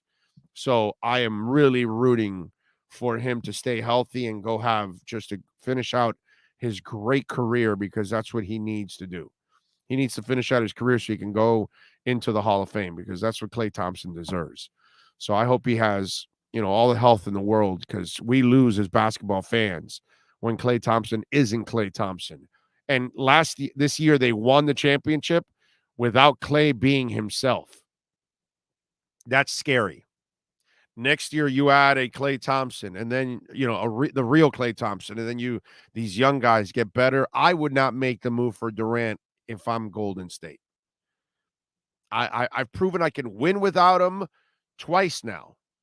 You can continue to do it without putting the burden on your team, So, Big O, the movie Hustle was good on Netflix. I saw it. Yeah, we talked about it. Yes, you saw it after I talked about it, I guess. You know what I saw yesterday that I had never watched before was Bruised, which was Halle Berry as a MMA fighter. What was her name? Jackie Johnson, Jackie something, Jackie Justice, something. I think it was, or something like that. Anyways, and good movie. Not a great movie. It was her directorial debut. And so she directed and was the lead actress and all of it. And she did a good job, man. She did a good job of acting. I will say that. The script itself is pretty good. It's a solid movie. Again, I'm not going to sit here and say, oh my God, it was a great movie or anything like that. But I was entertained. Now, obviously, I'm a enormous Halle Berry fan, as you all know. If you've watched this show long enough, I think you've heard enough Halle Berry references on this show, so you kind of know that I'm a fan, But yeah, it's one of those where I thought she did a good job. Not a great movie, but an entertaining movie overall. Cute kid, by the way. And it pulls on your heart with the kid. You know what I'm saying? If you watched it, I don't want to ruin it for anybody. I'm not going to tell you exactly what it's all about, but I did enjoy it. I will say. Greetings from Toronto. Happy 4th of July to all my American friends. Thank you, Brett. Appreciate it. Checking in from Fort Lauderdale. Marlins own the Nationals. Mets own the Marlins, just like the Dolphins own the Jets, but the Bills own the Dolphins. Yes. Fins up from Colorado, says Daryl. Thank you, Daryl. Appreciate you. Mr. Molina is in from Medellin. It's a paid holiday. I'm thinking of your pork neck. Thank you, sir. Appreciate you. Me and my pork neck appreciate you. Yes. And the greater good is like there's 70 Big O on the likes. Pretty good, but we're at 140. That's double. Gotta pick it up, man. Gotta pick it up. Let's go. Get it going. So I watched some of the summer league yesterday. Heat are 0-2. They lost 81-64 to Sacramento. The Jovic kid is struggling as expected. 19, a baby. He'll be fine. The Orlando Robinson kid was interesting. 10 points, 5 rebounds, 4 steals. Hayward played well. We'll get Yurt and Marcus Garrett for the Vegas Summer League. This is the one that's in Sacramento and San Francisco. So the good thing is we'll get Yurt and Garrett over for the Summer League. I'm looking forward to that. That's going to be a lot of fun. You know, for many years, I've gone to the NFL offseason things where all the NFL people hang out and get to meet a lot of the scouts and coaches and reporters and agents and all that kind of stuff. So now with the Summer League, we're going to start doing this now. We're going to start also doing some of the NBA offseason events so we can start to get to know more of the NBA people and bring them on the show also throughout. Like yesterday, I went, we brought on Tony Jones, who covers the Jazz. And look, you saw Ira. Ira feels that Donovan is still in play. Tony Jones doesn't feel that Donovan is in play. He thinks they're keeping Donovan and going to build around Donovan. We shall see. We shall see what we shall see.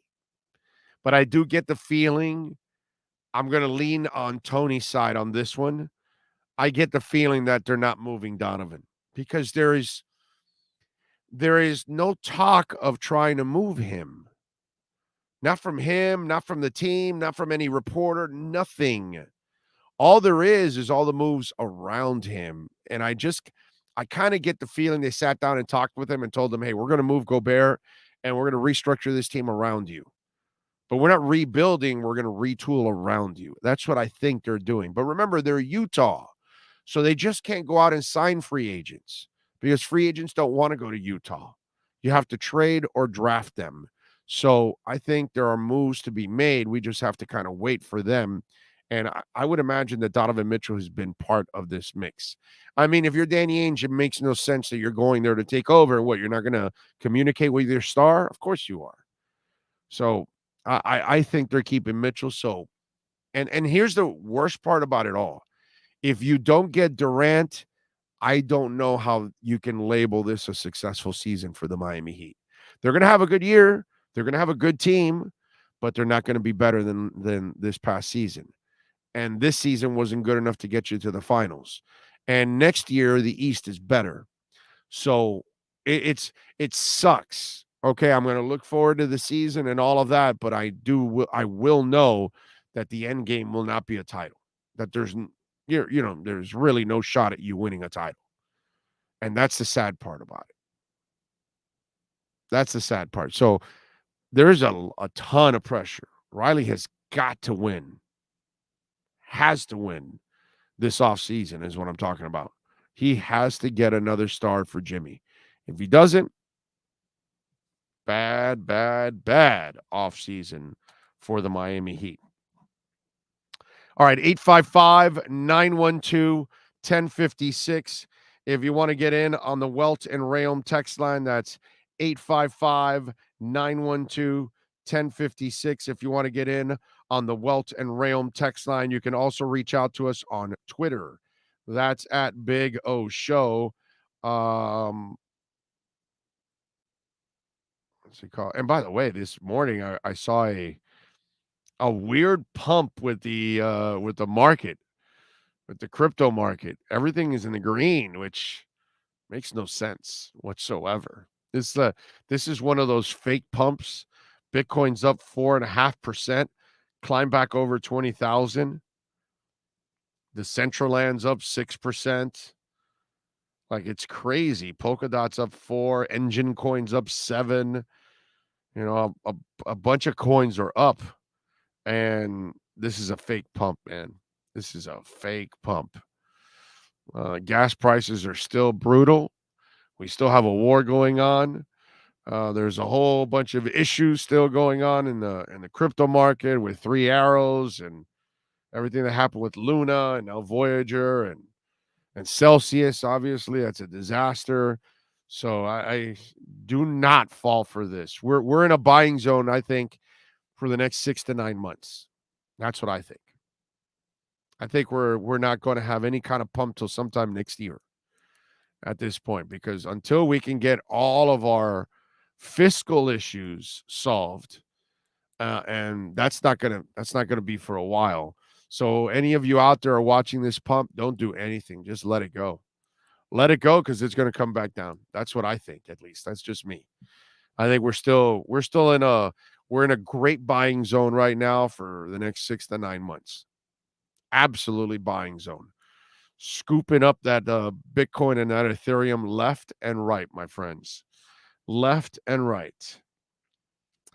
Bratwurst for the grill. Chorizo Alemán. There we go. I like it. Big O, I adopted you as my imaginary friend. My students say I sound just like you. Wow. That's I feel sorry for you then. Good morning, gentlemen. Alex Palenzuela in the house.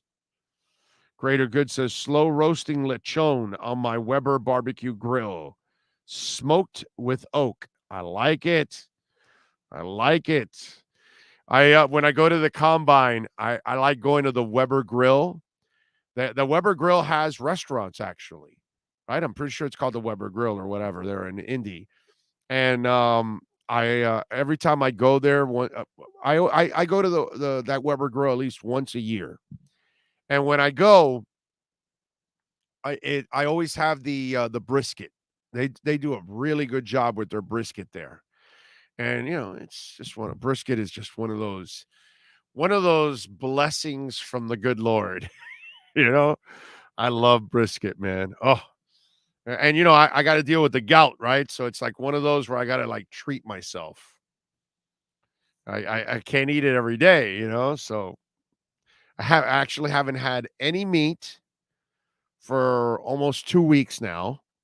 Yeah, maybe. Yeah. No, it's been a little over 2 weeks, and I've done it on purpose because I'm going to Vegas, and I'm going to treat myself to obviously an In-N-Out burger for sure, but I got to have like a steak at one point in Vegas. And there's several. I've eaten at several good steakhouses in Vegas, so I definitely am saving, during those 10 days that I'm there, eat meat twice, one an In-N-Out burger, and the other one will be a steak. It's already planned out. Got to have my In-N-Out burger, and I got to have at least one steak while I'm there. That's it, while I'm at Vegas. All right, what else do we have going on in the world of sports? Franco Penizzo will be joining us at 11:30 in this hour, so we'll have some fun with him. Did you guys see the Deebo Samuel gate? So Deebo Samuel was kind of, I guess some folks thought he was acting like a jerk, but here's where some people might have jumped the gun a little bit. And listen, it happens to all of us. You see that scene. There's a kid walking up to a famous athlete, and the athlete disses the kid. And it's one of those moments that you cringe, because it's a blessing to be whoever you are. If you're famous, you're an actor, you're an athlete, you're an entertainer, and a fan walks up to you and wants to have, a picture or wants to have an autograph or something, you should feel, honored. Now, I'm not saying that they should bother you in private moments when you're eating no, of course not. Those kind of people are just assholes. You know what I'm saying? But if they're approaching you at a moment, which, by the way, this was a camp, and you would think that this is a moment where he should be there for the fans, because that's what it's about, right? The camp for the kids. So Deebo is shown dissing the kid, right? And, one guy tweeted back, took 3 seconds to make the kid's day and possibly his life. You clearly don't understand the assignment of a role model. Damn shame. Well, here's the problem. Okay. Now he's in the middle of a contract dispute, apparently. But he tweeted out after because he was getting a lot of heat because the video went viral. And he said, 400 campers. I wasn't able to autograph personal items, but every camper went home with a signed photo, wishing everybody a happy and healthy 4th of July weekend. Deebo.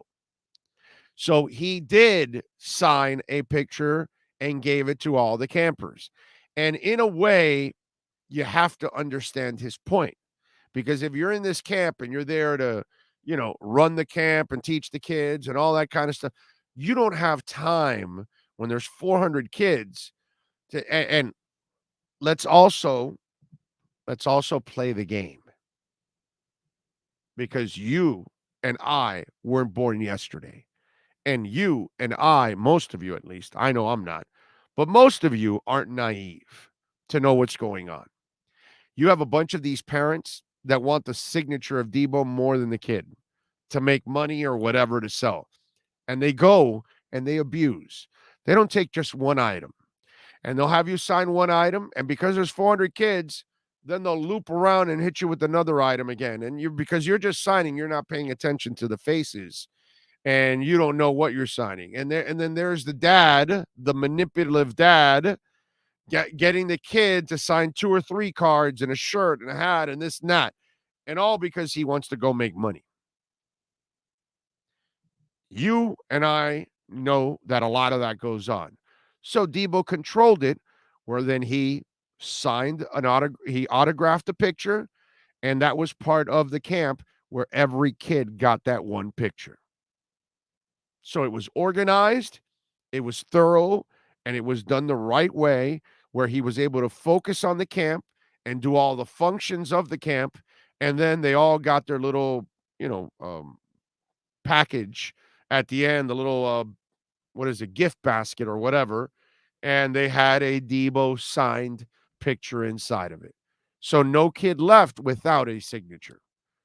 And no dad was able to abuse of the situation, which that in 400 campers, not all 400 are jerks, but there's going to be quite a few of them there. I don't know if it's 10 or 20 or 50, but there's a percentage of them that are going to go there to abuse, and they're going to take all kinds of other items. Just saying. So I'm on Deebo's side for this one. I'm going to give him the benefit of the doubt on that one, because in the end, the kids got what they wanted. They interacted with Deebo, and they all got their picture signed from Deebo. That's it. What more? So, Deebo Samuel, you're good in my book, my brother. I get what you were trying to do, and I understand how, twisted this world is and some parents. So, good for you, my friend. All right, 855-912-1056. If you want to get in on the Welt and Rayon text line, that's 855-912-1056. If you want to get in on the Welt and Rayon text line. And by the way, if you need a law office that knows how to take on the insurance companies and beat them, call Welt and Rayon, because that's what they've been doing for well over 25 years, is that they've been crushing these insurance companies that take advantage of you. So call them if you need it, 954-966-4646. Something tells me they're not open today. But if you've got that insurance company that's coming after you, or they're not treating you right, or they're not giving you what they're supposed to, in fact, if you have property damage or something like that, before you call anybody, call Welton Rayon, 954-966-4646. Bankruptcy, homeowner property damage, I should know. They did a great job for me. Condo damage, criminal defense, business owner claims, commercial litigation, personal injury. Call Welt and Rayon, 954-966-4646 for Welt and Rayon. They are the law office you need to reach. Rosendo says, just be careful out there today, Big O. The news reported on Sunday that a man had his hands blown off in a South Florida firework accident. Yes. Rosendo, this happens every year. And I got to tell you something. I lit fireworks forever when I was a kid. And we always had choice fireworks. Telling you. We had one of our friends, he would get in a car every year back in the 70s and early 80s. He would drive out of the state into Georgia, I believe it was, and buy the fireworks and drive back. And we would all give him money in the neighborhood. Everybody would give him money. And so then he'd come back with a car filled with fireworks. And everybody got their order and their package and all that kind of stuff. And then we would all have our firecrackers, bottle rockets, what's it called? What's those the one with the balls that go up in the air and light up, whatever, the candle, Roman candles, God, M80s, Black Cat M80s or something where they call, I don't know, whatever. Anyway, so we had all that, the tanks that would shoot, all the crazy stuff that you would never get here. Although we had an ice cream man in our neighborhood, we called him Bambi because his truck had a Bambi on it, and he would sell illegal fireworks. So if he kind of knew you from all the years of dealing with you, and you tell him, hey, I need some firecrackers. And he'd stick his head outside the ice cream truck, look around to make sure there was no other people, and he'd sell it to us kids, the firecrackers and all that. So here's my problem with Jason Pierre-Paul, or the guy that yesterday blew off his hand. Don't you know to light it and throw it or get away from it? Oh, why are you holding on to it? I'm sorry. I must have missed the common sense part of it. What did you think? You can, hey, bah, no. You light, you throw. You light, you run. You never hang around. The second the first spark hits, you're out of here. I'm not sure if you understand that part. And maybe you're better off not holding it. I'm just saying. I have a hard time having a ton of sympathy for somebody that is kind of stupid enough to blow your fingers or your hand off. I'm sorry, man. I am. I'm sorry. You know, I'm a man. I'm a mean dude, I guess. But if you want to go out and play in the highway and you get run over, what am I supposed to feel sorry for you? You know, that's my problem with these stories every year. I don't know how many fireworks I lit in my life, but I lit a shit ton of fireworks. And I knew the golden rule: run, get away from it. Hell, we used to have bottle rocket fights in our neighborhood. Do you know how we had bottle rocket fights? We would have bottles. And then we'd put the bottle rocket, and then we wouldn't hold it. We'd hold the bottle. And then you'd aim at it, and you'd shoot it. Yeah, a little dangerous, but we're kids. We do stupid things. What do you want me to do? Yeah. You just, folks, it's 4th of July. Whatever you light, let it go. Better yet, leave it on the ledge, on the street, on the sidewalk, light it, and run the other way. I'm not sure if you know that that's what you're supposed to do, but yeah, you may not want to look down the Roman candle barrel after you light it. Maybe you don't want to hold the Roman candle in the middle of the Roman candle after you light it also.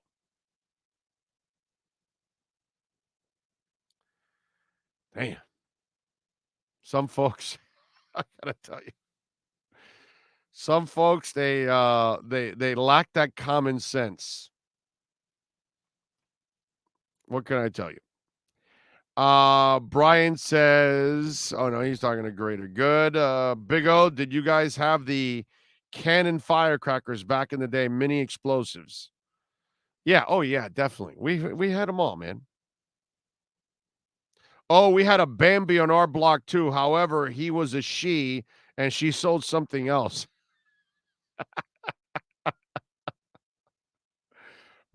Bambi on stage right now. Yeah, no, not that kind of Bambi. Another kind of Bambi. You guys are a trip. Don't forget, by the way, to please smash the hell out of the like button, all right? Very important on a 4th of July, you smash the hell out of that like button and support us, man. Sandy Alcantara, congratulations to you, young man. Pitcher of the month for June. Second time he wins the award. In 47 and 2/3 innings this month, he had a 1.89 ERA and 34 Ks and only 8 walks, a 199 batting average against, and 7 innings in all of his 6 outings this month. At least 7 innings. That's amazing. By the way, in 10 consecutive starts right now for Sandy, he has gone at least 7 innings and no more than 2 earned runs in his last 10 outings. That's great stuff there. That's some pitching, baby. That's some dealing. It's fun to have a guy like that for baseball fans like myself. And by the way, Jordan McPherson, thank you for, I read that off of your article. Nice stats there. And this is when you got a sports team, and I know that our Marlins aren't very good. I know they're not a playoff team whatsoever. They don't look like a playoff team. There are some players that are worth watching, and Sandy is definitely one of those. Man, every 5 days, it's you got a shot. You got a shot. You got a legitimate shot to win the game every 5 days. It's either you beat the Nationals or you have Sandy pitching. One of the two has to happen in order for you to, win games if you're the Marlins. I mean, I'm obviously exaggerating. But when we had Dontrell Willis here, and when you have Livan Hernandez and you have the Kevin Browns of the world, it's just fun to have those kind of great pitchers. And look, Dontrell was not a great pitcher, but he had a great stretch here that was one of the more magical stretches in the history of Marlins baseball. And it made it an event. That's the key. Livan made it an event. Sandy, unfortunately, the franchise does not support him enough, but he has made it an event. And now they may not fill the ballpark up. Like, remember with Dontrell, that it became a thing with the D train, right? And people and Livan Hernandez, we love you, Miami, and all that crap. And but it's Sandy. At least if you're not, I'm sure you're getting a few more butts in seats. But what is happening is that a lot of us are watching on television. Hey, man, Sandy's pitching tonight. And that's pretty cool. And that's where, if you're Bruce Sherman, brother, you got Chisholm, you got Sandy, you got to start developing a few more of those kind of pieces. And all of a sudden you will have a fan base. You will have people attending your games. But you got to bring some star quality to Miami. Today we've got a soccer team that's going to take the pitch. And that soccer team will not have major success if they don't win and they bring some stars along with it. And if you don't buy the stars, you better create the stars. But you better do it. And that's what the Marlins need. They need to win more, but they also need more star quality on that team. That's the important part. All right, 855-912-1056. That's 855-912-1056. If you want to get in on the program, you can also reach out to us on Twitter. That's at Big O Show. Follow us there, and our email, Big O Radio Show at yahoo.com. Mr. Torres says, Big O, your show is the best. You should wear a hat that says smash the button, the like button. Yes, I should. I should wear a hat that says smash the like button. That would be funny. I should get one of those. You know what I should get for fun? I should get one of those hats that lights up and that you can program it. And then I wear it every once in a while, and it just scrolls by, smash the like button. Smash, that would be funny. That would, I might just, if I ever run into one of those hats again, I might just buy that hat just for that. That's a great idea. I like that. I like it a lot. Thank you, Mr. Torres. Let's see. Arnaldo says Alcantara and Lopez are one half of a 1-2 punch. Wish we could score more runs for them. Yeah. Pablo has also pitched well. You're right about that. Let's see. I respect baseball. I know it's important sport and you need major motor skills, but bro, for me, it's piss boring. You know what? Molina, it's boring for a lot of people. So it is. I love it, but a lot of people don't like it. Robin G says, happy 4th, brothers and sisters. Isaiah, he just retracted something about Dontrell. I was going to read it. Michael Munger is so excited for this season. I would imagine he's talking about the Dolphins. Let's see. Nothing like baseball, barbecue, apple pie, fireworks, and Nathan's hot dog eating contest on the 4th of July. Yeah, I don't watch that. I don't really care for the hot dog eating contest. I think it's disgusting. I find nothing attractive about it whatsoever. Is it some kind of a skill? Of course, to be able to eat that much. I'm a big fat ass, and I can't eat a tenth of what I can't eat a 20th of what that guy does with hot dogs. I'll eat one dog, and I'm good, bro. I've gone to Coney Island. And I've had a Coney Island dog or any other dog. One hot dog, and that's enough, dude. I can't see myself eating a whole. Oh, my God. I'd be throwing up on the 3rd one, probably. Dontrell had one of the funkiest windups I've ever seen. I love watching him pitch. Yep. Big O, what's your take on Tua?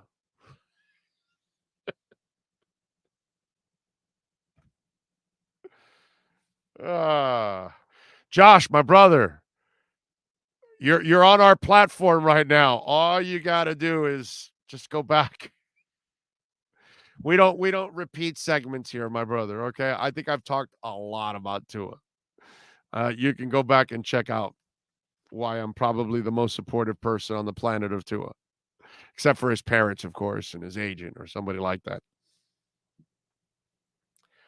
But you know what's going to support you in the bedroom, like we support Tua out here? That's Blue Chew. And I want you to use the promo code Big O, because I want you to give her the Big O. And I want you to do it for free. You give her the Big O. That's right, folks. So let's go. Maybe you're in a slump. Maybe you're a little worn down right now. Well, Blue Chew is here to pick you up in more ways than one. And listen, the ladies love confidence. And Blue Chew is a unique online service that delivers the same active ingredients as Viagra and Cialis, but in chewable tablets and at a fraction of the cost. You can take them anytime, day or night. So that way you can plan ahead or be ready whenever the opportunity arises. The process is simple. Sign up at BlueChew.com. Consult one of their licensed medical providers. Once you're approved, you will receive your prescription within days. Best part, it's all done online, folks. You don't have to visit the doctor's office. No awkward conversations, uncomfortable conversations. And when you're waiting in line in pharmacy, you got people behind you. I need some Viagra. Excuse me, sir. I need Viagra. And, it's like, you don't want to do that, folks. So this is easy, all right?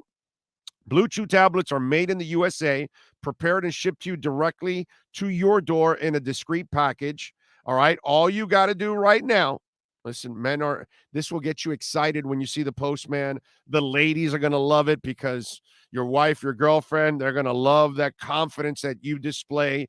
All you got to do now, I got a special deal for our Big O listeners. Try Blue Chew for free.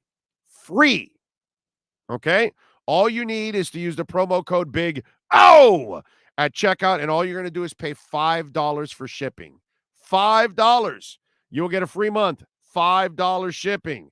BlueChew.com, promo code Big O, and give her the Big O, and you receive your first month for free. Visit BlueChew.com for more details and safety information. And, of course, we thank Blue Chew for being a proud sponsor of our program. All right. I really follow the show on Spotify, although YouTube, but I barely see it. Life isn't the same anymore since your 560 days. Well, actually, way better, bro.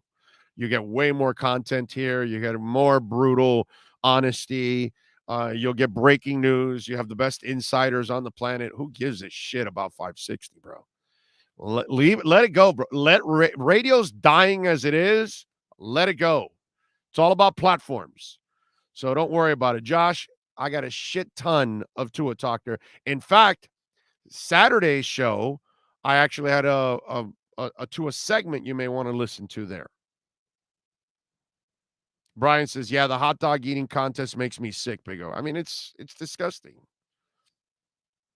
Vaughn 954 is in. We love it. Thank you all out there as always. I take it he never watches your show. Robin G says on the Tua thing. Yeah, no, he can't be. He can't be an. There's no way. And what is it, Mr. Torres? Thank you for tuning in. But is it Mr. Torres? Which is the one that asked it? I forgot which one is the one that asked it. Forgot which one. But whichever guy that asked for my Tua take. Josh Romero. Josh. You know, you may follow the show, but I don't think you follow it heavily, bro, because there's a lot of Tua talk on there. There's a ton, my brother. You want my opinion? You'll get it there. That's for sure. I promise you that. What else do we have here on the program? Do we have time? Oh, man. What happened to my boy Penizzo? Let's see. Let's see. Okay, we are waiting for Franco Penizzo.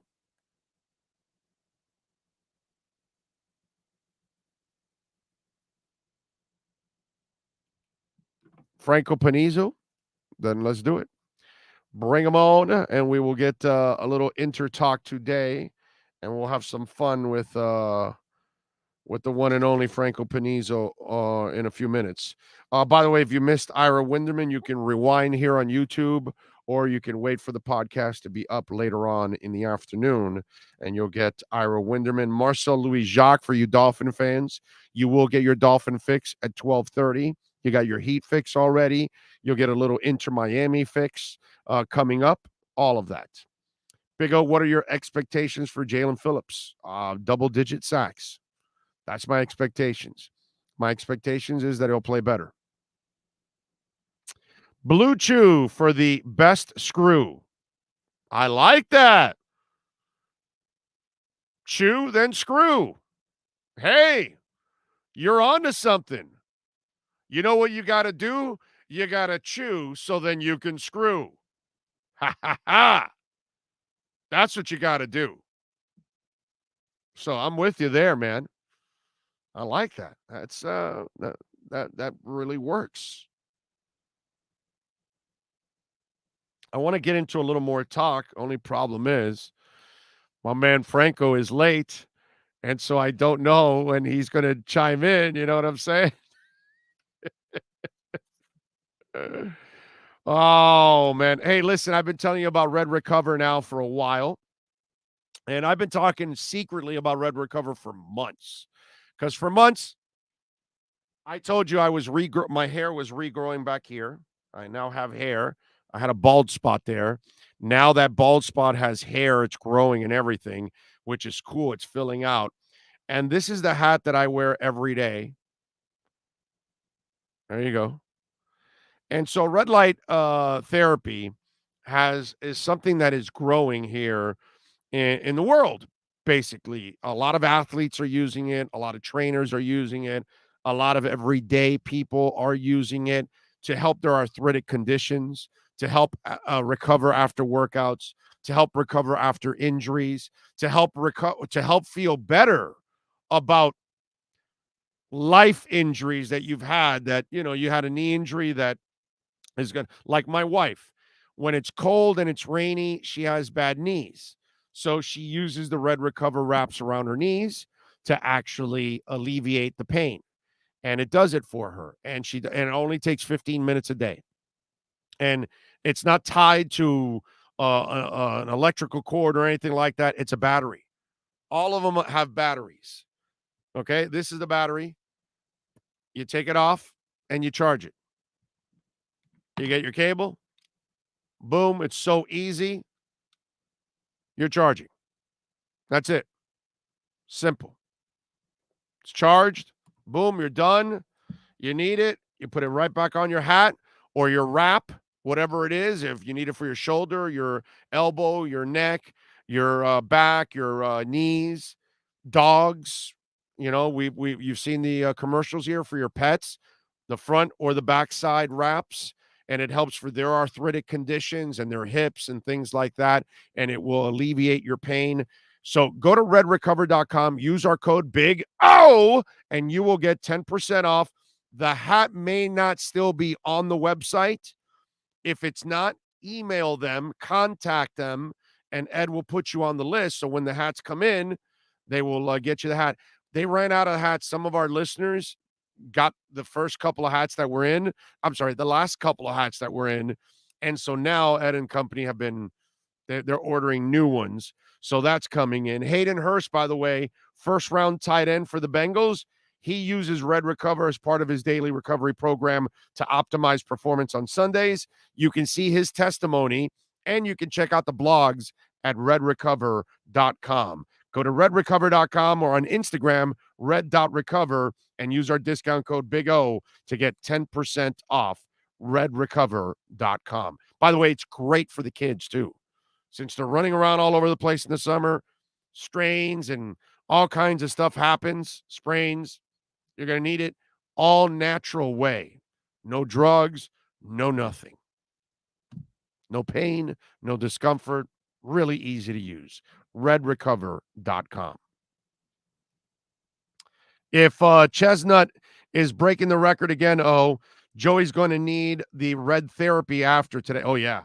Yeah, I don't know if they make it for the stomach, but I'll talk to Ed. But, yeah, maybe the one you use on your back, you turn it around and put it on your stomach because Chestnut will need that for sure. For sure. And any of you that have chronic pain and arthritis, you should try it. You should try it. Really affordable and, man, better than drugs. All natural. By the way, here's the other thing. Not only will this hopefully promote hair growth, not for everybody. It may not work for everybody. Like I as I tell you guys, I'm honest about it. Right here, this stuff has not grown back.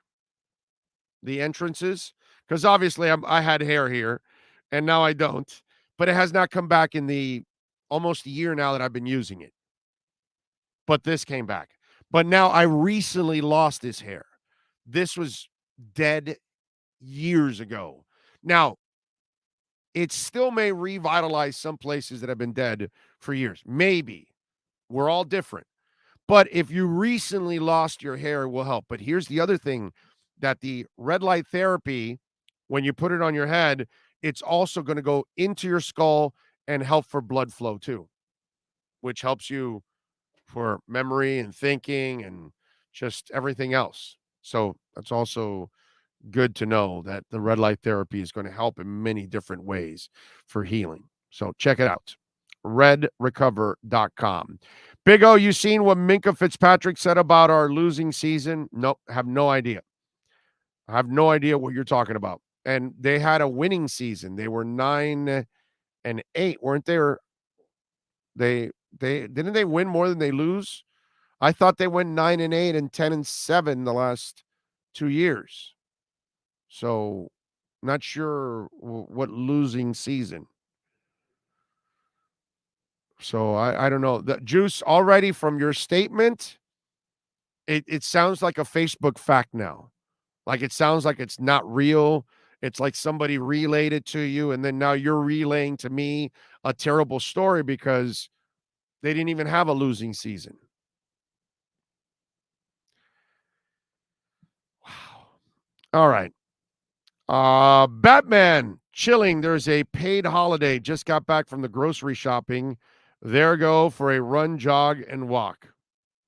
Okay.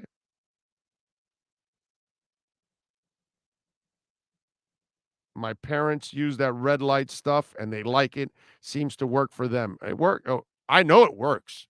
I watch it with my wife's knee pain. Sean has bone on bone, his knees, and it alleviates his pain. Like he's screwed. Like his cartilage has disappeared. So it, the red light is not going to take away all the pain because bone and bone. So there's going to be irritation and all that, and that's what allows him to alleviate the pain in the knee, so he can deal with it more. And that's bone on bone, dude. Ugh.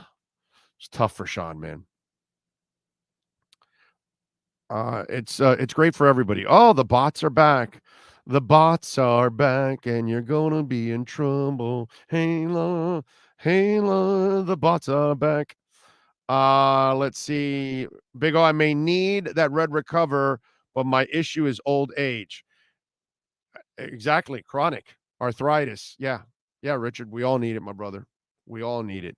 You have an arthritic elbow, a shoulder, a neck, back, knees, ankles, old injuries, old broken bones that didn't heal right, or things like that. That's what Red Recover does. It helps you in those ways to alleviate the pain. You just got to use it every day for 15 minutes and it'll feel much better.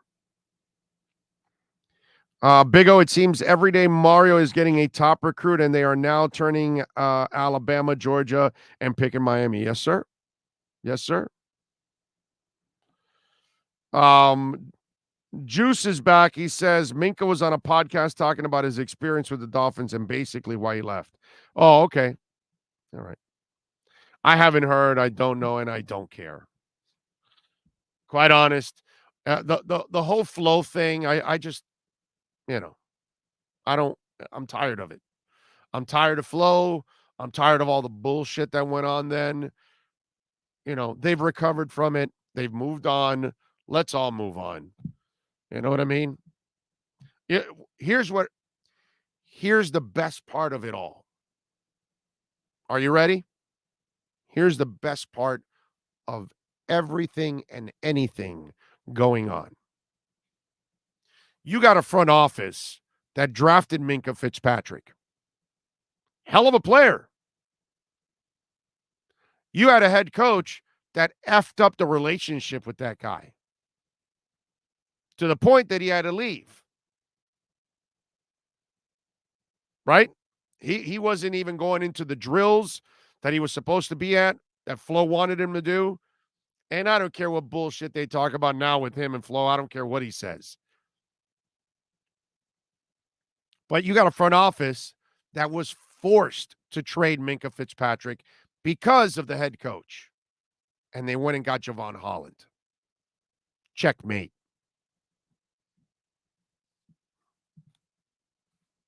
That's badass. Okay? That's badass.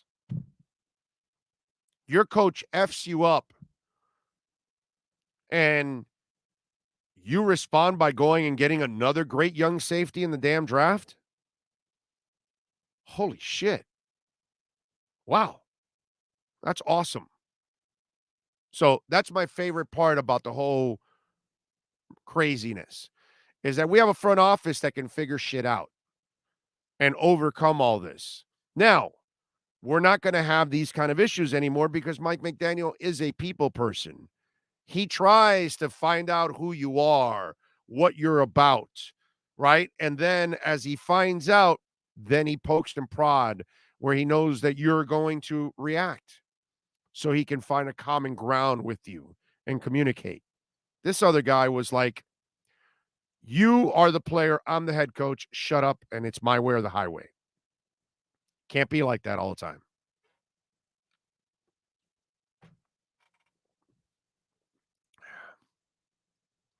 You're going to have to work with people.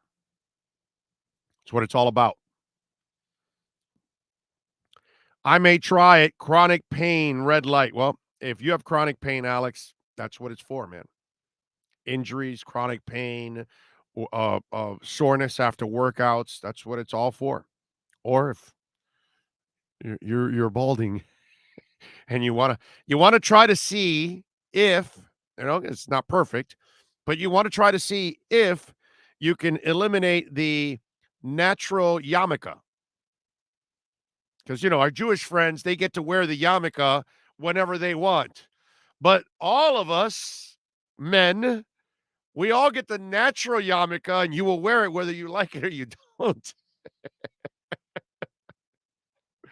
So if you got a shot at maybe, you see the balding areas or whatever, and maybe you want to put on the hat and 15 minutes a day, and who knows, a couple months from now, half a year from now, you're like, wow, it's starting to fill in. Holy shit, this is great. You never know. You never know. But our Jewish friends have the honor of being able to wear the yarmulke whenever they want. The rest of us, including our Jewish friends, they may take off a yarmulke and then have another yarmulke under, the natural one. We should start painting our natural yarmulkes, right? What the hell? Add a little style to it. Right? I mean, it only makes sense. Big O, need to make me a moderator on the channel for the days Shauna isn't here. I could delete and block those bots. Yeah. I'm with you there. By the way, chat, do I have your cell phone?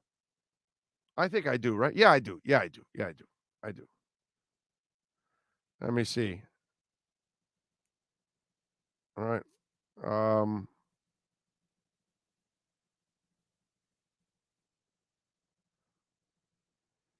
All right, I think we're going to get Penizzo in at noon.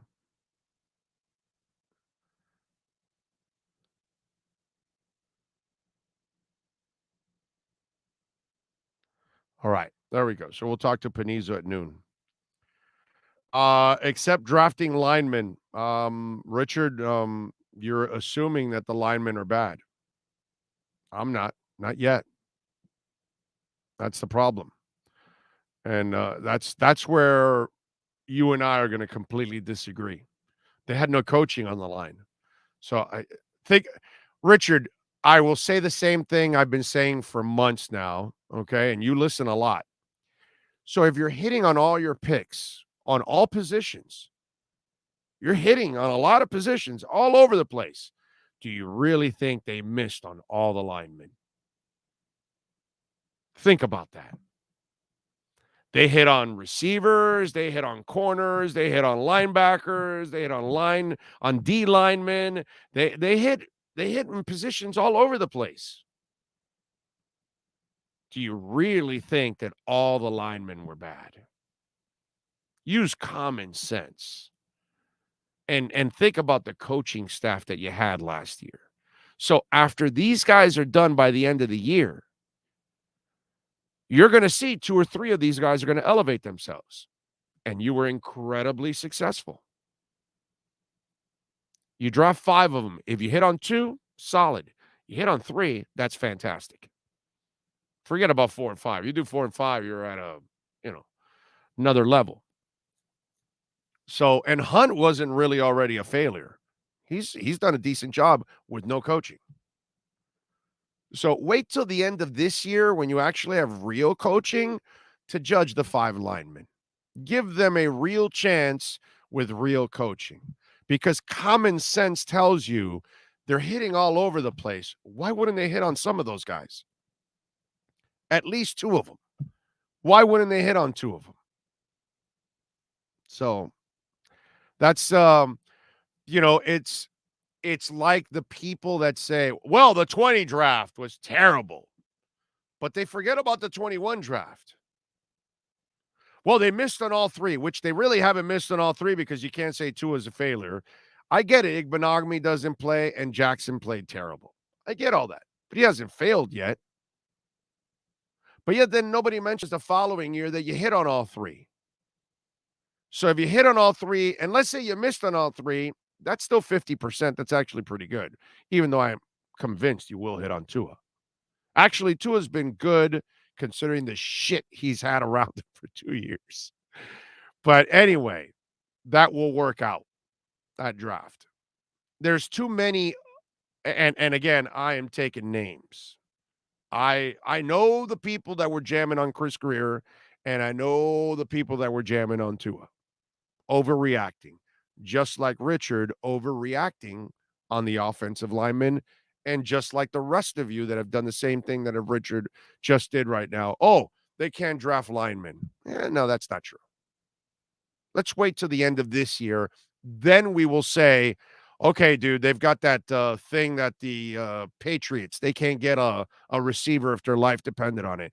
They have the problem that the Broncos can never, ever, ever draft a quarterback, which is amazing. Thank you, my love. I needed this. So, you know what I mean? Like the Broncos have never drafted a quarterback. I don't know if you guys know that. Craig Morton, they traded for him. John Elway, they traded for him. Peyton Manning, they traded for him. And now Russell Wilson. All four of their great quarterbacks were all traded for. The best they could ever do on their own is Brian Griese.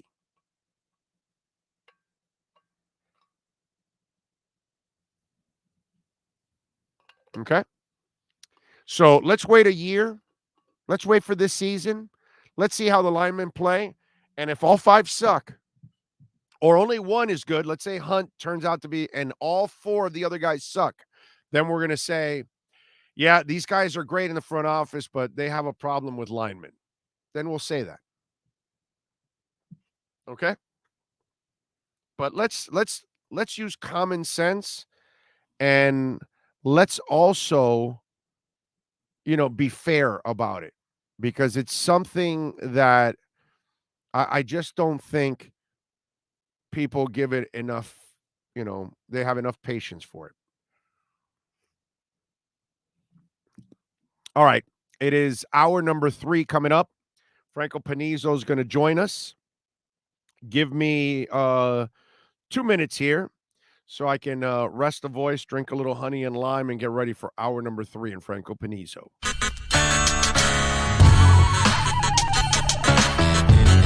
When you move, you need a reliable company led by passionate folks, eager to assist its customers during a transitional process that needs to be smooth. Call Essential Moving Experts at 844-368-5750 for all your local and long-distance moving needs. You can rely on Essential Moving Experts. Mention the Big O Show and get $150 off. Family owned and operated, they offer free 30-day storage, full-service moving, fully licensed, bonded, and insured. Moving was never so easy. EssentialMovingExperts.com. South Florida's premier law enforcement agency is now hiring individuals like you. The Fort Lauderdale Police Department is now accepting applications for non-certified and certified police officer positions. Minimum requirements and qualifications can be found at FLPDjobs.com. That's FLPDjobs.com. Are you ready? The city of Fort Lauderdale is an equal opportunity employer. What? Oh, look.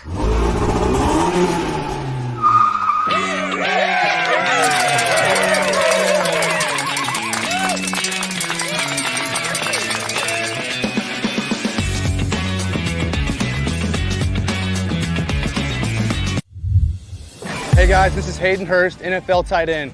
I'm partnering today with Red Recover. We're going to run you guys through some drills. I started using Red Recover last year, my 4th year in the NFL.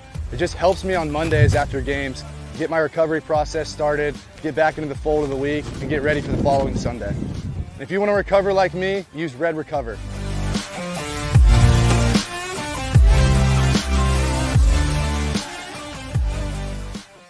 When you need your warehouse looking good while staying efficient, there's only one place to find the finest racks in the business. Pallet Rack City in Hialeah. 305-424-8547. That's 305-424-8547. Pallet Rack City is the company you need when you want your warehouse sporting the finest racks in the business. After all, who doesn't love a great rack? Pallet Rack City. 305-424-8547. That's 305-424-8547.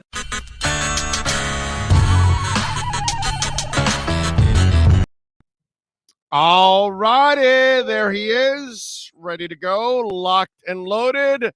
There you go. You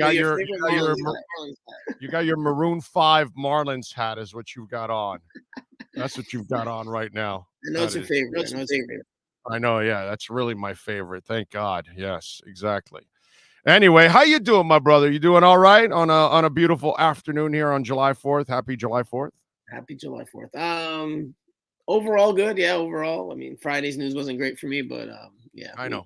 We keep going. We keep going. Move forward. It's a shit business, brother. And you know what? We can't let this kind of stuff get us down. And I've gone through my own trials and tribulations, you know what I'm saying? And you just got to fight through it, man. You got to fight through it, and you're super talented, and you will get the opportunity you deserve, my brother. Thank will. You. I appreciate it. Thank you. You just got to keep grinding. And, of course, we want you to follow Miami Total Football, which is a great podcast covering Inter Miami and everything going on. And tonight, by the way, they are on the road at Toyota Stadium at 9:00 to take on Dallas. So FC Dallas, or it used to be the Dallas Burn back in the day. Now it's FC Dallas.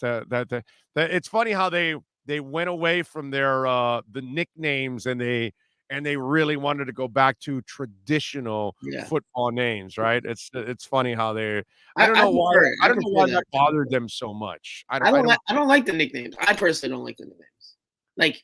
But that's an American thing. You know what I'm saying? So teams in England, right? Teams in England, like you could have Leeds United, and then they have their nickname that people call them by anyway. But that's like right on the side. I don't mind that, but I don't know. That's just the traditionalist in me. Right. Exactly. And it's kind of that's why we don't have promotion and relegation. Yeah, because we're Americans. That's not the American way. Once an American businessman invests in a pro team, he's going to have a pro team, not a minor league team. And we're terrible as a country overall. If it's not pros, minor league baseball gets some support, but overall minor league sports, they just don't get support, dude, in this country. Yeah, it's just not the same, and they get to do, Division 1 and 2 and 3. They get support all around the world. It's different, man. It's just those communities. It's a lot like baseball. Some of those communities get really behind those minor league baseball teams. They have that luxury all around the world that we just don't have with minor leagues, But hey, listen, you questioned Neville at times. You've been, concerned about is he the right coach or not? Has he done a better job tactically, considering what he has now? Because it looks like he's getting more of what he wants. Obviously, we got to give Chris Henderson a lot of credit, but coaching wise, he's got a young team and he's getting a lot out of this young team. Has he earned a lot of respect in your eyes with what he's done this year? I would say he's done better than he did last year. But at the same time, they're still in 10th place right now. So like they're fighting for a playoff spot. Yes, the Eastern Conference. You never thought they were a playoff team. Right. I still don't think they're a playoff team. So then it's not his fault. Well, right? If he picked these players and then this team doesn't get to the playoffs, then Chris Henderson and him picked those players, obviously. Right. But they didn't. He doesn't have the DP money, dude, invested in the guys. And one of his DPs is off the bench now. So I can't blame him if they're not a playoff team when I looked at their roster right from the beginning of the year and said they're not a playoff team. So Well, for if me, you're hovering close to the playoffs, at least you're doing your job, I think. we're still halfway through the season. At the end of the season, the story could be different. But for me, you see coaching or good coaching in scarcity. When you don't have a roster with an abundant talent, that's when you need to show you can get a lot of juice out of the lemon. It's easier when you have very good players to just win. It's easier that way. Does that make you a good coach? Not necessarily. The players can just be very talented and they could just be leading you to victory. But in scarcity, and we've seen it, you see it in different sports, teams that you don't think on paper should be anywhere close to where they're at overperform. And that, I think, is a sign of good coaching. Yeah, Nashville last year, right? So that's an example. So I won't say that Villanovan's done a terrible job this year. Again, they're in the fight. They're in the thick of it. The Eastern Conference is seen widely in MLS right this year as very poor. So that there's an element of that here at play. But they're in the fight. So we'll see how it goes. Yes, they are hamstrung, but Phil Neville knew that. That's why I think you're being a little rough on the guy, because I never looked at them as a playoff team. But if they're right on the brink of the playoffs and it ends like this at the end of the year, they're just outside looking in, I'm going to say, well, that's kind of who they are. That's what they were supposed to be. And you're doing it with a lot of young guys, which, there's not a lot of leadership overall that's actually leading this team right now. It's a lot of young guys that have never done it too. That's another challenge for the coach, isn't it? Yeah, and there's been more of an identity. So to be fair to Phil, there's been more of an identity this year, especially at home. So again, I think he's been better. I just don't, like, for me personally, I just don't think it's where it needs to be. It still needs to improve. Like, if you go back this last game, right, the last home game, they came from behind and won. Yeah. In the last 10 minutes, last 5 minutes. Okay. Yeah, Indiana, baby. It was the Indiana. But it wasn't a great game for that. And the game before that, the game before the break, not the Atlanta game, because they played Atlanta before when they came back from the break. But before that, the last home game, they played the Portland Timbers, and they were up 2-0. Looked like it was going to be an easy coast to the finish line. Phil Neville switches to 5 at the back. That invites pressure. That invites Portland to get a little bit more life, and they score and they make it 2-1. And then Inter Miami has to ride out a very nervy finish. Got saved by the post from an equalizer. So and Portland's not good, and then Portland this year wasn't good on the road. Isn't great. So listen, Phil Neville's a young coach. I've always said that he's a young coach. He's going to be learning just like a young player would be learning. Yes, he's played at the highest levels. He's had a great career as a player, but when you're coaching, it's a new venture. It's a new experience, and you have to learn and take your bumps and bruises and your licks as well. So he's a young coach, and I think he's learning on the fly. He's learning what works for him, what doesn't work for him, how to manage certain situations. He doesn't have a DP essentially on the field right now because the only DP on the team is Gonzalo Higuain, and he hasn't played more than 10, 15, 20 minutes in recent months. So, he's doing what he can with what he has. But I think it could be better? Absolutely, I think it could be better. The young guys, who are you impressed with? Who do you like? So there's two that I really, really like this season. Bryce Duke in that midfield. I think he gives the team, like I've said on Miami Total Football, more soccer. Just has a lot more ideas, a lot more forward thinking, a lot more. Can you imagine if you had him the first year? We're talking Diego Alonso days though. Yeah, but I mean, the first 2 years actually, you needed a guy like him that can actually serve things up and help guys out, dude. I love that kid. He's done a terrific. He had a great little game the other day, man. Yeah, he's been good. He's been a welcome addition to the team.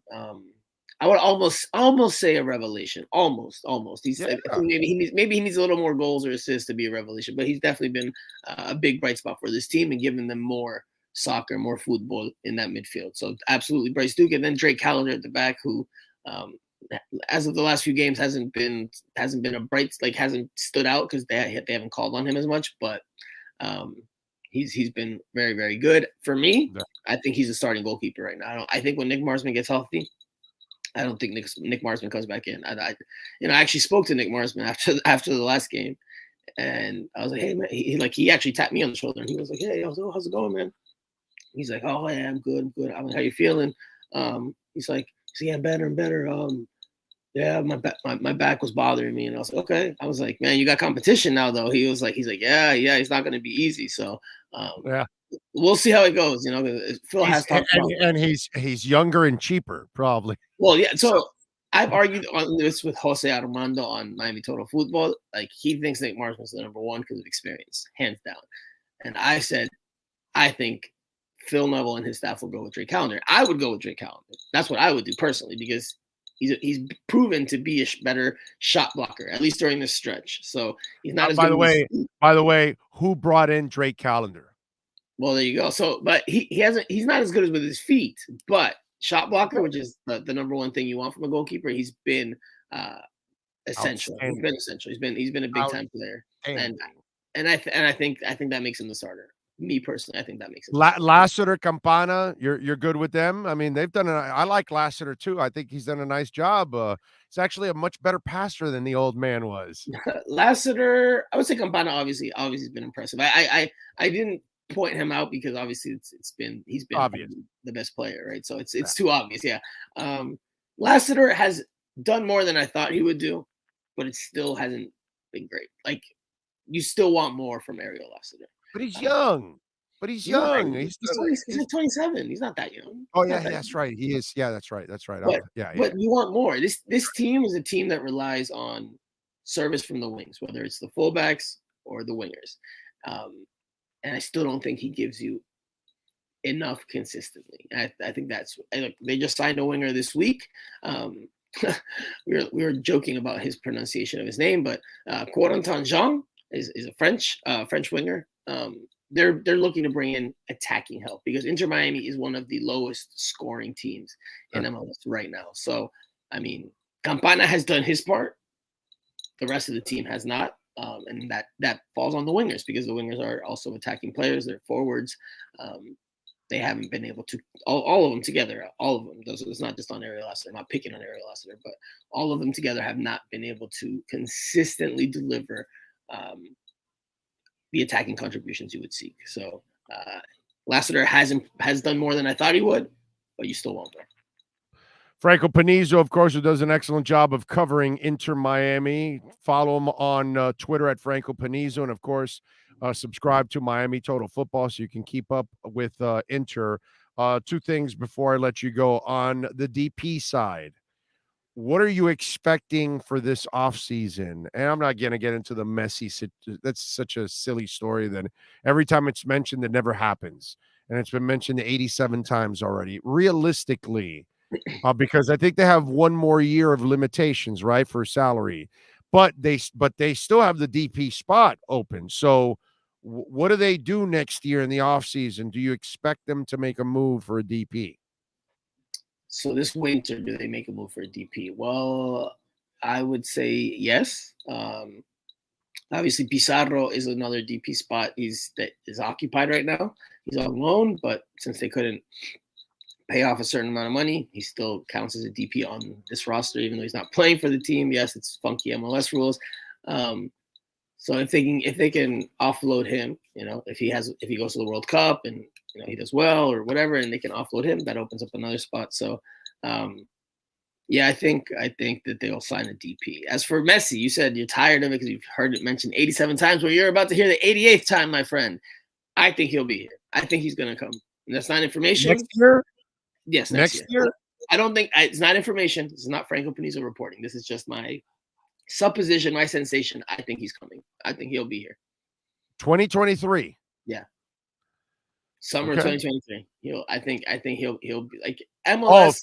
Okay. So it's the back end of the 23 season going into 24. He'll play the whole year with PSG. He'll do their season. Probably probably take a break in June, and then July, August, he'll come in. That's just my supposition. It's not information. It's not inside info. Franco Penizzo is not reporting this. I just think, knowing how MLS works, they're going to do everything they can to bring him. Everything they can. And look, Adidas is an MLS sponsor.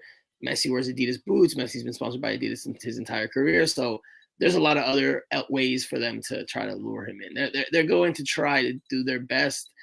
Yeah, because it'll boost the sales in the American market. Right. Exactly. So they will do whatever they can. Because listen, if Messi comes here, how many more eyeballs will be on Major League Soccer? Oh, no. I mean, right. So it would be you won't be able to sell a ticket. So it'll be packed. It will be an investment that I think MLS will look to make, especially ahead of the World Cup in the run up to the 2026 World Cup. So again, just my sensation, not information.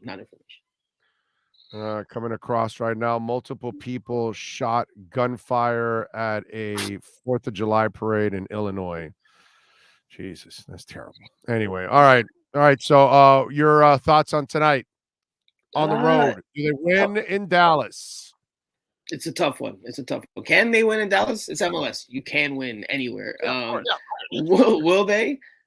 Look, Inter Miami's not been a very good team away from home this year. They have 4 points in 7 games. If I'm not mistaken, 1 win, 5 losses, 1 draw. So that makes 4 points, in 7 games. They talked about this week about Villanova wants to stress being a better team away from home. He touched on a change in mentality. He said that he wants them to avoid the red cards that they've received. Fair. And that he wants them to be more ruthless in the final third. Both fair points. But if you say change in mentality, that also to me comes off as like, all right, well, then you need to change your approach, because if you're only going to have a few chances, you might not put them away, especially this team that doesn't have the most lethal finishers. So, No. Yeah, so will they win tonight? It's a tough challenge. Can they? Absolutely. If they play well, if they play their game, if they can get more from other elements, or other facets of play that they haven't been doing well in, absolutely they can win. Now, will they? I would bank on no. If I was a betting man, I would say no, just based off their record, and FC Dallas is in a good place, in a good standing right now. So, if you had to bet, I'd say no, but it's possible. It's MLS. All right, Miami Total Football. When's the next episode drop?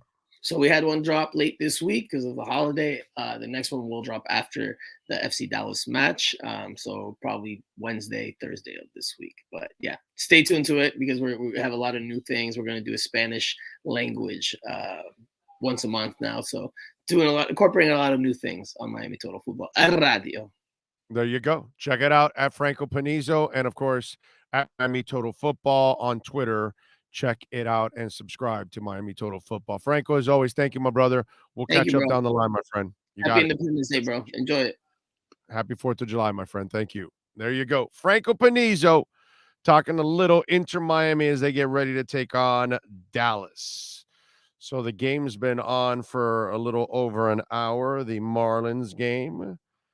We laid the 1.5 run. Where are we at right now in that game? Let me check the scoreboard, ladies and gentlemen. 1-0 Marlins right now, end of the 5th. So we just need another run to kind of capitalize on this whole thing. Nice job by Braxton Garrett. He has pitched well so far. 5 innings, 3 strikeouts, 3 hits, no earned runs. There we go. I like it. Corbin hasn't pitched bad either when you only allowed 1 earned run so far through 5. So Marlins are going for the 4-game sweep. We are going for the win in our liquor split matchup of the night, or the day in this case. Don't you love it when people are rewarded for laziness? Right? You don't, right? You probably don't like it. I mean, I personally am not a fan of anybody that's getting paid to be lazy. I wasn't necessarily a fan of our government the last couple of years, just handing out money to people and not really vetting it to make sure that they actually need it, right? Well, guess what's happened in basketball? They gave Fat Boy an extension in New Orleans. Zion Williamson gets a 5-year, $193 million deal that could end up being a $231 million deal. What has Zion Williamson done?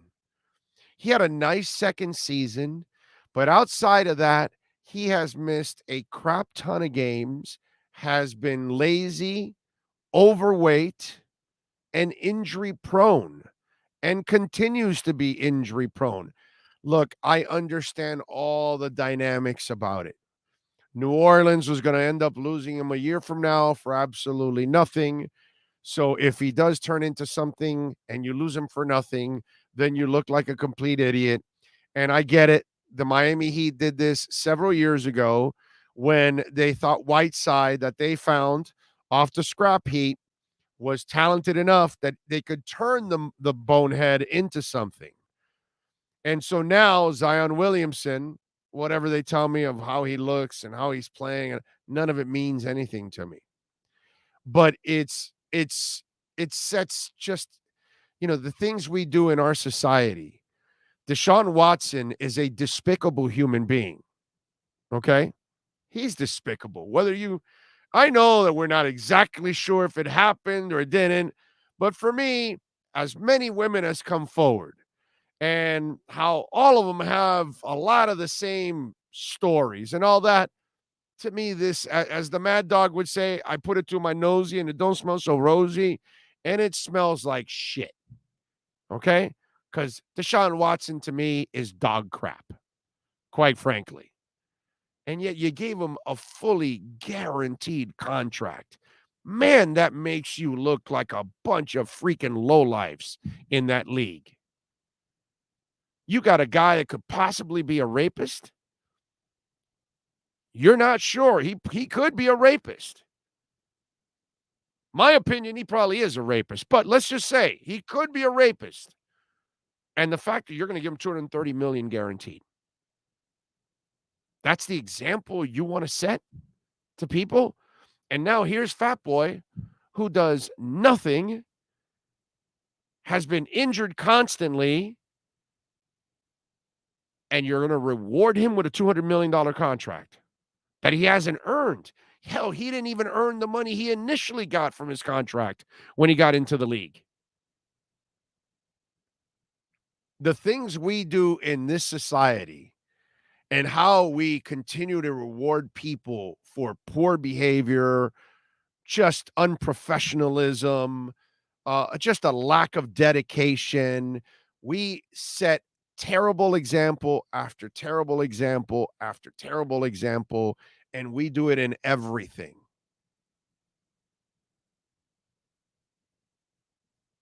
Trump and Biden gave away money like it was going out of style. And people ripped off the government left and right. Because, of course, our government sucks. Doesn't matter who's running it. And so we reward thieves and liars who then take my tax money. Because throughout this entire pandemic, I didn't ask for a dime. I could have small business stuff, never filed a penny. Made it on my own. Because that's what I'm not the kind of guy that wants to be a burden on you, the taxpayer. I take a little too much pride in what I do.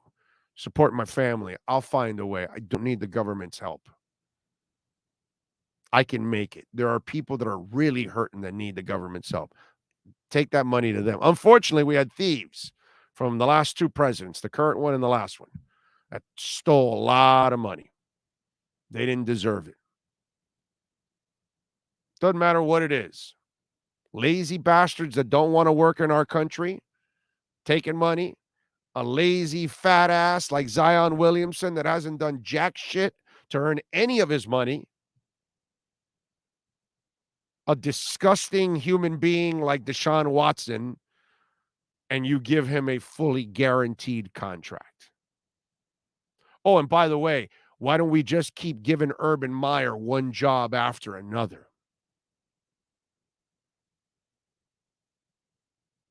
I mean, after what that scumbag pulled in Jacksonville, the fact that Fox And people talk about Fox wanting to hire him. This is what's wrong with our society. And I see this Zion Williamson contract, and I understand what New Orleans has to go. And they're New Orleans. They'll never get free agents. So they have to try to keep whoever they draft or trade for. I understand all of that. But my God, to reward that slob with a $200 million contract, that's disgusting. I got to say. Absolutely gross.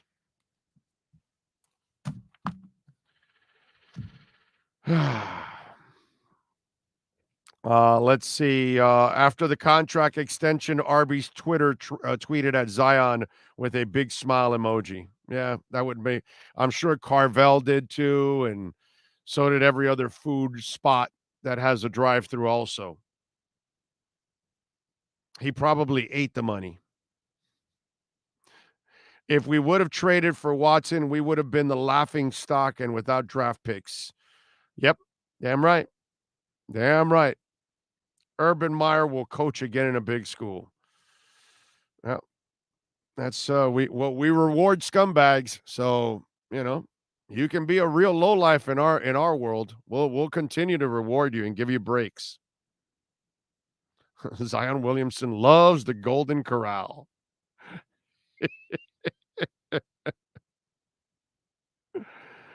You want to see Tua have 3 to 5 seconds.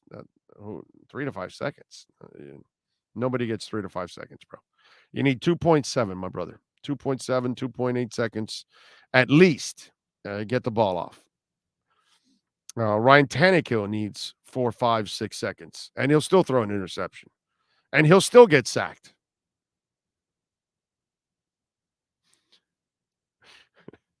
He probably ate the money is a good line, by the way.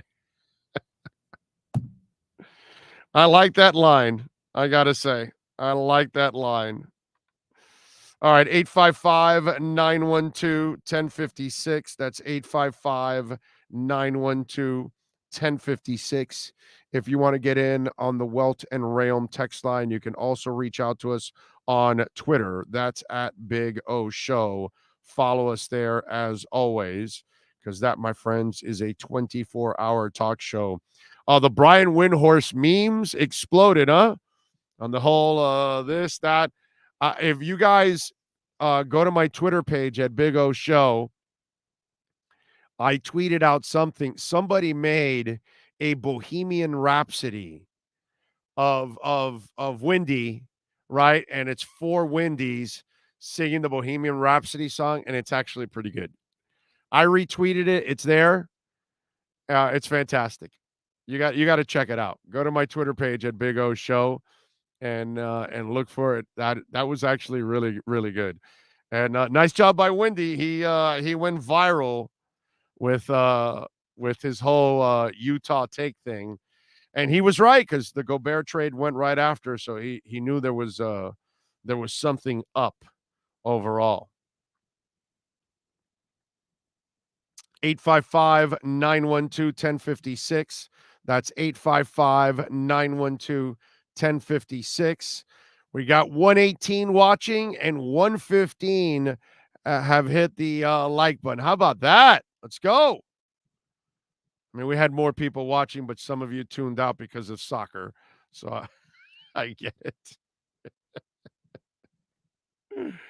But that's not going to stop us. We're going to talk soccer. We'll talk hockey. We'll talk baseball. We will the fringe sports, they will get love on this show no matter what.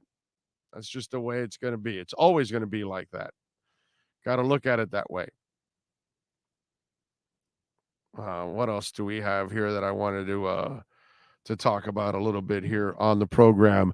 By the way, a lot of times when sports and business collide, we have something that we like to talk about. It's called the KSDT Sports Business Report. That's what we like to do when sports and business collide. We will do that for you in a few minutes. But before we do that, we're going to get into a little Miami Dolphins talk. with our Edge energy drink, Miami Dolphins report. Time to get the edge on the Miami Dolphins with our Edge Energy Drink Miami Dolphins report. When you want the energy drink that's delicious and smooth with zero aftertaste, you can only order Edge Energy Drink at myedgedrink.com. That's myedgedrink.com. Here's the ESPN Dolphin insider, Marcel Louis-Jacques. There he is. There he is. How you doing, man? I miss you. Miss you. How was your vacay? Perfect. You know, I'm not gonna lie, it felt a little strange leaving like a beach for a beach, because usually like when you go on vacation, right, like you want to change scenery completely, right? But no, their beach is different over there. That's not the same beach as Crandon Park, man. It's not the same. What beach were you in? Crystal clear, nice blue, white sand beach. You broke up. Where were you at? I was in Bimini in the Bahamas. Oh, okay. Okay. That's a really nice beach. Really nice beach. Yeah, dude. That's nice. Bahamas are expensive, but it's nice. It's nice. It wasn't so bad. It wasn't so bad. I've been grinding every work trip to build these Hilton points. That's what this for, man. So cash them in real quick. It wasn't nothing, a little 20-minute flight out. I gotta say though, like Bimini International Airport, if that's what we're gonna call it. Not a lot of amenities, zero amenities actually. It's just it's a waiting room. But I mean, what do you expect more or less from such a small island? And remember that place got wiped out by a hurricane just 2 years ago or whatever. So they're just That whole island got leveled, dude. Remember, they're at sea level in the Bahamas. That's crazy. They're at sea, or maybe some parts are under sea level or some. So whenever they have any kind of storm, that place gets flooded, and they got a major storm go right through them, and it just walloped them. So what you're watching is them rebuilding that back. Not that it had any kind of amenities anyway, by the way. I'm just telling you, be grateful you had an airport to land on. Don't get me wrong. I'm not dunking on them. It was just it was building up to a joke that there's zero amenities in this airport, and it's still better than Kansas City's airport. Like, really? Wow. I would still rather sit in that lobby than go wait at MCI. But no, it was nice, man. It was nice. Just get out of town, not worry about the Dolphins for a few days, respectfully, and But now we're back and ready to almost work at training camp. We still got another few weeks. Okay. Did you watch Tua and Tyreek? I am enjoying the little bromance that they've got, specifically from Tyreek's angle. I think that we spoke about it before a couple weeks ago. Tyreek Hill is the highest paid receiver in NFL history. He is a multiple-time All-Pro. He is a bona fide superstar. You are not getting him to do anything he does not want to do. So I think that it's genuine coming from him. I think that the love, the appreciate, the support, I think it's real. And if not, then give him the Oscar, because he's the best actor in the NFL. Oh no, I get what you're saying. I don't think he's actually acting. I think he actually likes where he's at, and I think he believes in this kid after practicing with him and playing with him. I think he's looking forward to shutting people up with Tua, because if I've seen sell jobs before, and when it's a sell job, it's never like this. It's never this heavy mustard ever. It's he's a good player, man. I really like playing with him, and it's one of those quick answers. It's never, when people talked about Ryan Tannehill, they did not elaborate ever here. Oh, no, good dude. Yeah, no, we love going to war with Ryan or whatever. And that's it. You never see them go overboard. Cut and push it forward. Yeah. No, I think there's an element of.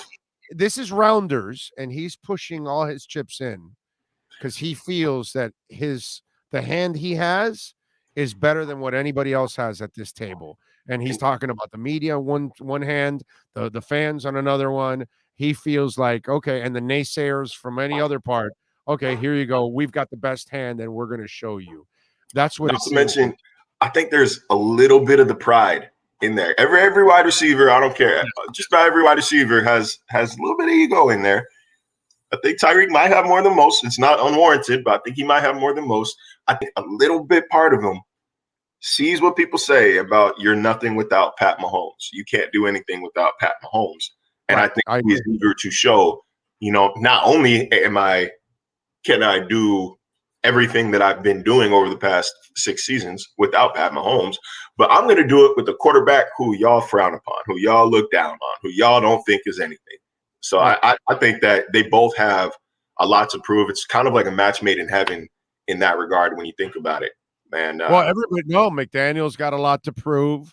So it's all the offensive linemen have got a lot to prove that aren't named Connor Williams. And, well, actually, Connor now's got to prove he can be a center. But Teron Armstead obviously has nothing to prove to anybody. But there's if you start to look around. He does. Yes, he does. Teron Armstead's got to prove he can be healthy. He can stay healthy. But he doesn't have to prove that he's a player, is what I'm saying. All right, that's really the important part. Mike has to prove he can coach. Tua has to prove he can play. The offensive linemen have to prove they can play. That's really the important part of all of this. Those people have to prove that they belong. Obviously, Teron Armstead's injury history. Yeah, that's you don't doubt the player, right? No, but you don't doubt the player, but you can maybe you can nitpick the money and the length for a player that has not played games over the past 3 years, who's missed a lot of games, I should say, over the past 3 years. But the player itself, when he's healthy, is phenomenal. He's phenomenal. There's no question about that. Yeah, no doubt. No doubt about that. All right. Free agent wise, you're not expecting anything last minute here leading into training camp, right? Nope, nothing major. Maybe bottom of the barrel stirring. But everybody's favorite, JC Treader, I think we can bury that. I think we could have buried that a long time ago, but we can officially bury that. They're set to go with Williams and Dieter battling for that center spot. Dieter's got a little bit of ground to make up here in training camp, but you've seen crazier things happen. Other than that, this roster, man, is set. This roster is set. I was asked a few days ago to name the biggest hole, the biggest remaining need that the Dolphins had. And I couldn't think of anything else but time. All they need is time. Like everything is there. They hit on all the most prevalent questions this offseason. They added a new coaching staff. They improved the offensive line. They added playmakers. They kept the defense intact. I mean, what more? They got a new punter. Like what more could you nitpick really about this roster that they could reasonably and realistically fix before training camp? No, all they I think this front office. I give this front office an A on this offseason. I think they have had one of the best off seasons I have ever seen a general manager have, because they filled a lot of their needs. Plus, I think they put together one heck of an offensive staff too, on top of all of that. So for me, I really commend the front office, because they had to overcome a lot of crap and in getting rid of their coach and change all this stuff. And I thought they did a really smart job of maintaining the continuity on 2/3 of the team, and then only fixing what was really, really broken. Not that the defense is perfect, and neither is the special teams, but they weren't necessarily the problem. The problem clearly was the offense. To me, that's where I have a lot of love for, is the way this front office responded and filled a shit ton of needs, dude. Yeah, they hit them. And like I said earlier this offseason, a lot of people wanted wide-scale change on the offensive line. And that was just not in the cards for this staff. I think they saw a lot of talent on the line. It just needed an influx of talent, and that's what it got. I said that they thought playmaker and receiver was a far greater need than O-line. I think that their actions have proved it. I mean, how many new receivers are we at? We're at 5, right? That's Tyreek, Ezukama, Wilson, Craycraft, and Sherfield. So 5 plus a former, former star wide receiver as now their position coach in Wes Welker. So I think that I think they hit, like you said, on a lot of things that fans wanted them to hit on, a lot of things that they felt like they needed to hit on this offseason. And they did everything while keeping their premium picks in 2023. Like they did all that without having to expend a lot of draft capital. And by the way, the other thing they did was they created a positive environment going into this training camp now. There's a good vibe overall in the team. Guys feel good about their teammates, the coaching staff. So that's the other thing I think they did this offseason, that because of all the turmoil, you were able to kind of erase that turmoil and kind of turn the page quickly. And I commend them also. And the guy that you have to commend the most on that is Mike McDaniel. Okay, you commend the front office for hiring him, but you commend Mike McDaniel for immediately coming in and communicating and connecting with human beings. I think that's really, really important. Yeah, it's incredibly important. You almost forget when you hear players talk and you see them joke around. You see the little videos on social media, the who's the best dancer on the team, who's got the best car, who's got this and that. I don't remember them doing all that last season. Like it's a more fun atmosphere, and you almost forget that this offseason started with a lot of turmoil. Started with a coaching search and a lawsuit back to back. Yeah. No, it's funny because what you were just talking about, it's like interactive. And that's what society is nowadays. It's kind of an interactive society. You know what I mean? And that's kind of exactly what they're doing. They weren't that way under Flo. There was no interaction. There was very little communication. There was only one way or the highway. You know what I mean? And that's what's actually changed for them. And I give them a lot of credit, because in a very short amount of time was what you don't realize. From the moment you fired Flo till right now, they have made a serious amount of changes, and it's all trended in the right direction. Again, they've got to all prove that all this works. You know what I mean? When the season starts, but at least I think you've given yourself an opportunity to succeed, and that's all you can ask for right now. That's all you can ask for, man. So once they get in the lab, once they get in the kitchen, once they start cooking a bit, man, once this offense starts figuring out what it's doing and doesn't have to second guess and think and can just act, then I think the framework is laid for a positive season. It's a tough start to the year, but they got to stretch. They got to stretch in the middle of the season and they can snap back. Dude, I love the tough start. I think I had this conversation with you or one of the guys. What pissed me off about last season is that we saw them lose against the bad teams, and then they fattened up their record against the crappy teams. And then that tells you what kind of a fraud they are. Now you're going to find out right away, bro. You're going to find out right away. You're 2-2, 3-1 in those first 4 games. Then all of a sudden we're going to go, okay, well, these guys are for real. They're ready to compete. Now you're 1-3 or 0-4. We got some problems. And we're wondering, okay, how is this going to work? You know? Yeah, but I mean, like it's a new stuff. Like you've got Patriots in no particular order. You got the Patriots, Bills, Ravens, and Bengals in your first 4 weeks. Like I'm not ready to crucify and jump ship if they start 1-3 there. Well, no, I'm not saying jump ship, but I am concerned if you're 1-3 because you have the element of surprise. Well, the problem with your offense, they don't know. You should have an advantage at times here on offense because they have not seen what you're about to do with these players. In theory, but I'm saying that the bigger concern with starting. If you were competitive in 2/3 of your team and you weren't competitive with your offense, this is your job. You've got to find a way to be competitive right away. You have to. I think the bigger concern with starting 1-3 is that this is not a conference that you can afford to climb out of a hole in. Amen. Not anymore. Maybe last year they almost did it. Shit, they almost climbed out of a 6-game hole last season to make the playoffs. But you can't do that. You can't do that right now. The AFC is too loaded. Even with the Browns losing Deshaun Watson, hopefully forever, this is still a conference in which multiple non-playoff teams got better. And by the way, teams fighting for those spots now. And by the way, they didn't do it because close only counts in hand grenades and horseshoes. So it's exactly what you said. You bury yourself, you're not getting out of that hole. Yeah. Okay. Yeah, I get it. You made a run last year, but you still didn't get out of the hole. You still didn't make it. Why? Because you put yourself at 1-7, and that's why you didn't make the playoffs. It's not the second half of the season. You know why? You know why? Because they lost to the Jaguars, and I've said for years, when you lose to the Jaguars, there are consequences.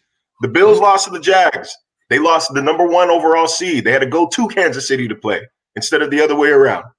Looks what happens. Miami loses to the Jaguars. They lose out on the playoffs by a game. Hey, 3 years losing ago, to Jacksonville has consequences, and that's what happens. Hey, Patriots lost to a 5-win Dolphin team. That ended their dynasty. You pay the price when you lose to the teams you're not supposed to lose. And that first year, that was a terrible team that the Dolphins had. They had very little talent on that team under Flo, and yet New England gave up that game, and that ended up forcing them to play in the wild card round. Which, boom, it was over at that point. So you're one game, man. In general, you're right. You bury yourself, you're not getting out of it. 99.9% of the time, you're not getting out of it. Yeah, there are miracles. There's an outlier every once in a while. Some team goes on a roll. But that team was probably a really good team from the get-go that had a shitty start. They just they had to get clicked. They had to get healthy, and then they got on their run, and they are who they are. That's usually that team that gets out of that hole. Bad teams or mediocre teams. The New York Giants. You're not going to get out of that hole. You're not. Both New York Giants Super Bowl teams in my lifetime were like that. I like Jose Cabrera comes with the other concern. Josh Boyer as a great defensive coordinator. We're gonna learn. That's all I can. That's all I can say about Josh. I think that's. You can't call him a great defensive coordinator. He's got to earn that title. We will see. We will see how much influence Brian Flores had. I think it's. I mean, you could tell kind of who was on. You could tell where the divide was last year based on who left, based on who was gone. Brian Flores, Gerald Alexander, and Charles Burks are all no longer with the team. I think that they were all kind of. It was a factioned staff. You know, as I reported, there was assistants who said that he had stopped communicating with them around Thanksgiving. I mean, you can maybe put 2 and 2 together, which assistants those were. So I think it's really interesting. It'll be really interesting to see. I think that Boyer's a smart coach.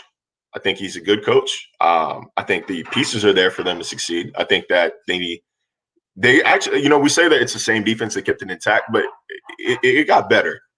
When you add Melvin Ingram and you re-sign Emmanuel Ogbah, Ingram makes you better on the field just based on his addition and his production.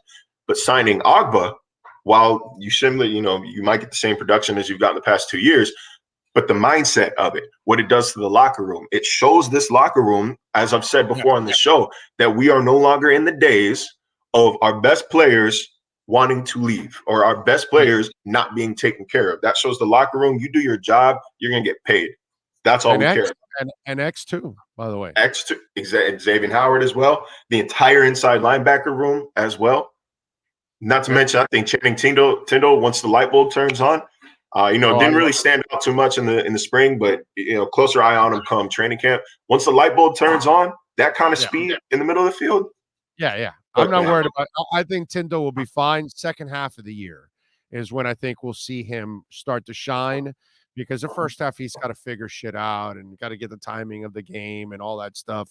So I'm sure he'll have some, like Javon Holland.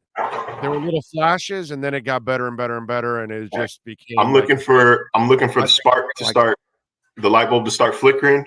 Week 6, home against the Vikings. Then you got Steelers, you got Lions, you got Bears, Browns, bye week, Texans. Right around the middle. That's when I want to see that thing needs to be illuminated. I want to see that thing fully bright. That's what I'm looking for out of Channing Tindall. That's that midseason, and they've done a good job at in their early to mid round picks. Chris Greer is He's immaculate, man. Like he is one of the better drafting GMs in the NFL from rounds, we'll call it 2 to 5. His first round picks beyond Phillips and Waddle, that's why he doesn't get the respect I think he might deserve, because he doesn't have a great history of first round picks. What are you talking about? He hit on all 3 last year. Last year they had 2 first round picks, and I said besides Phillips and Waddle. Phillips, Waddle. No, they had 3 that year. Phillips, Waddle, and Javon Holland was in the second round. 3 was the year before with Tua, Austin Jackson, and Noah Ibenagami, all 3 of which you can objectively say they were better players on the board. Last year, Tua's not a bad pick. Tua's not a bad pick. Tua's not a bad pick. Tua's done a really good job with Look, man, I've said before, I think that this works. This marriage with Tua works. I think Tua walked into a situation that was not advantageous to him over the past couple of years. How many Dolphins fans can objectively say that Justin Herbert's not the better passer? And I just realized, saying it out loud, I'm going to get you started on this damn Justin Herbert debate again, that he hasn't done anything. But let's not act like Justin Herbert is not a star. I've seen stats before. I need winning. I don't give a shit about that, dude. I've seen a lot of football in my life, bro. I've seen guys like Jeff George that can light it up. And then when you need him, he shits in the bed. So I need to see him win. I saw Justin Herbert. The last time we saw Justin Herbert, he led a 99-yard game-tying drive against the Raiders with the season on the line. Did you make the playoffs? Because you should have not. Because the Chargers are the Chargers at the end of the day. Some teams are just themselves. No. They should have made the playoffs. Yeah, because they lost to the Texans, and those games, like we said, have consequences. So then you cannot lose that game if you're Justin Herbert. Okay, so the last thing I need to see, because I didn't see it at Oregon, and I haven't seen it with the Chargers yet. It may be coming. It may be coming. It might happen. Okay, and when he crosses that threshold, that he's the man in the fourth quarter and winning and lifting his team to victory, then I'll tell you that he's crossed the threshold. But does he look the part? Yeah, he looks the part. Does he put up numbers? Yeah, he puts up numbers. But does he win? He has no signature moments in Oregon, and so far he hasn't put a signature, type of into the playoffs type of thing. So what would the narrative be? And I will say, you guys are right. He's better than Tua. And Mr. Torres is right. You support what you have. That's 100% true. What would the narrative be around the Dolphins if Justin Herbert was the quarterback instead of Tua Tagovailoa? Same thing. What would the national narrative be? Oh, I know if he put up the points, or if he played behind this team. If the Justin Herbert that we know was on this year's Dolphins team. Oh no, that people would be talking about him like he's the second coming. They would be talking Super Bowl or bust for the Dolphins. Right. They would be talking Super Bowl. They would be talking Super Bowl for the Dolphins. That's the difference there. Like Justin Herbert, whether he starts winning or not, he's a star, man. And we might see it out of Tua, we might not yet. But as of right now, I think you do it over again. Knowing what we know now, I think Justin Herbert is the pick there at 5. Now, I don't think Tua is bad. I don't mean this disrespect Tua, but that's the difference between you and me and a lot of other people. Come on. We don't know anything. We just know he's a great talent. We don't know if he can win yet. He might be Jeff George, bro. He might be Jeff George again. Think Blue. Justin Herbert did have the worst offensive line in the NFL 2 years ago. I saw Tua win at the highest level in college. I did not see Justin Herbert win at the highest level. I saw Justin Herbert have better talent than Tua, that he should have been in the playoffs, and all he could do is win the same amount of games that Tua can with no talent. So until I actually see Justin Herbert actually accomplish something that's super impressive, stats don't mean shit to me, bro. Stats don't mean anything. I think we're gonna. We got a little off the point here. The point was. I need cojones. The point was that in the big moments that Jose. You're Thank you, Jose Cabrera gets it, man. It's like I need everybody who doesn't know what I'm talking about to just go on YouTube and look up Justin Herbert's final drive of the 2021 season. to send that game into overtime. And did they get into the playoffs? Spectacular. Either way, but my whole point.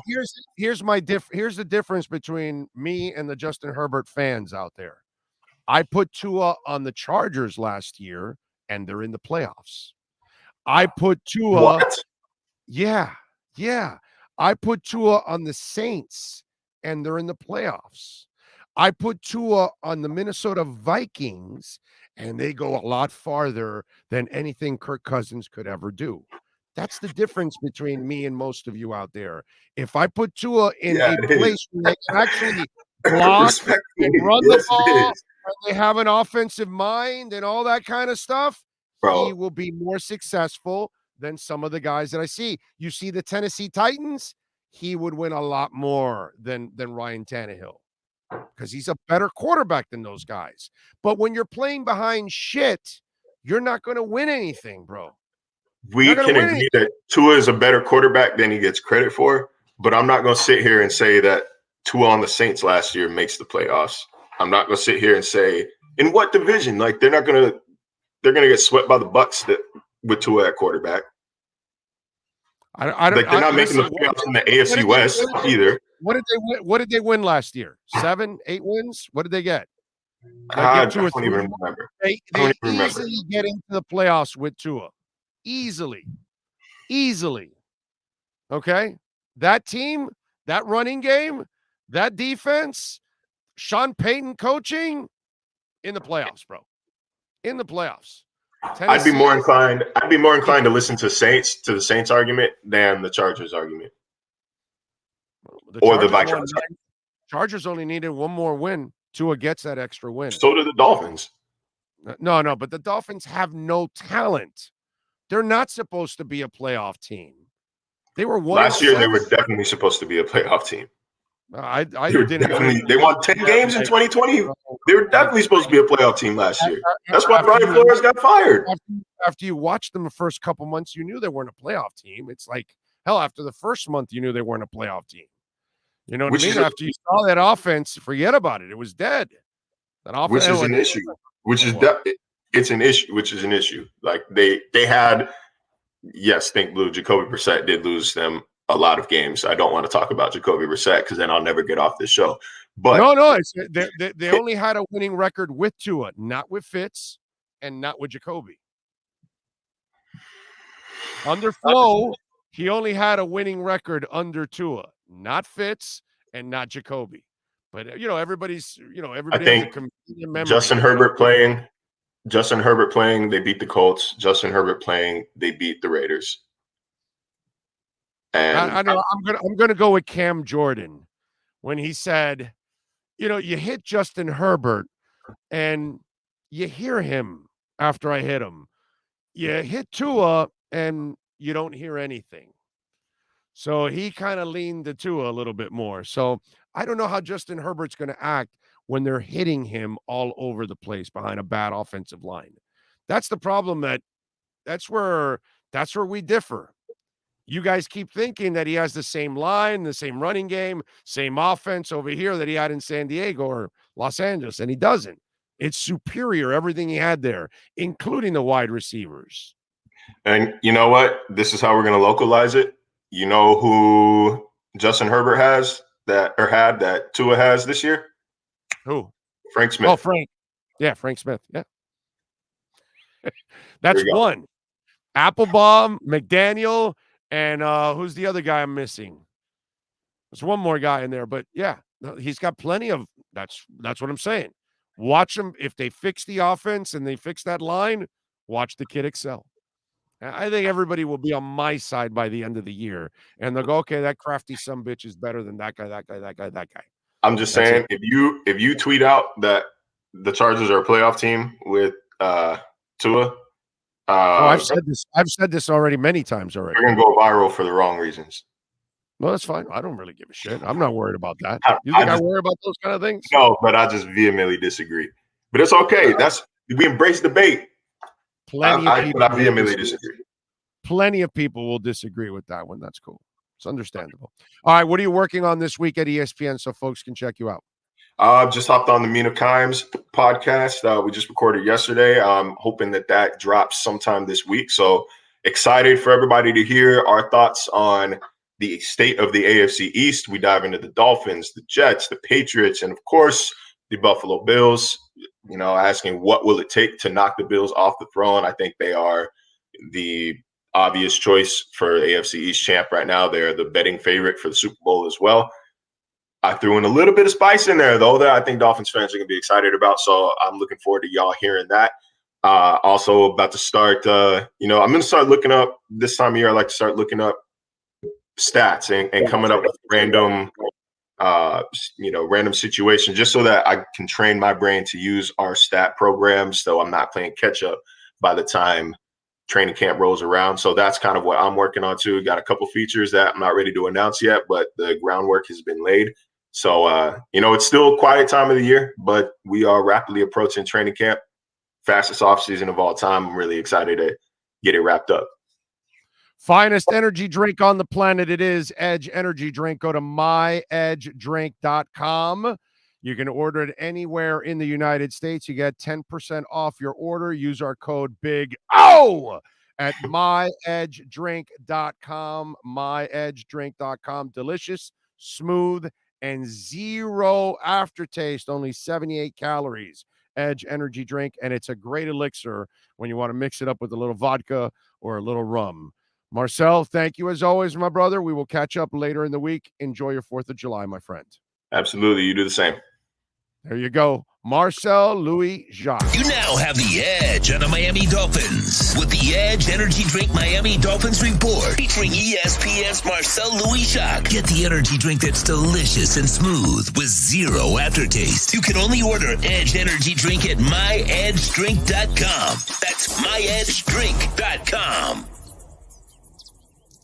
There we are. Oh, there he is, the legend that is Jeff Cook, ready to go. How you doing, my friend? Out in good morning. Well, it's morning here. It's 5 a.m. Woo. And it's tomorrow. You're having right. the 4th of July. We had it yesterday.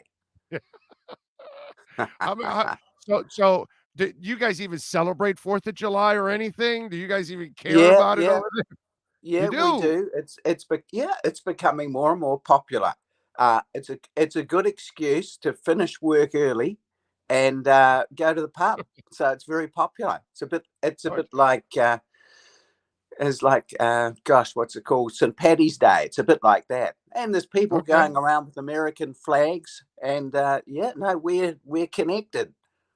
We could be the fifth. We could be the 52nd state.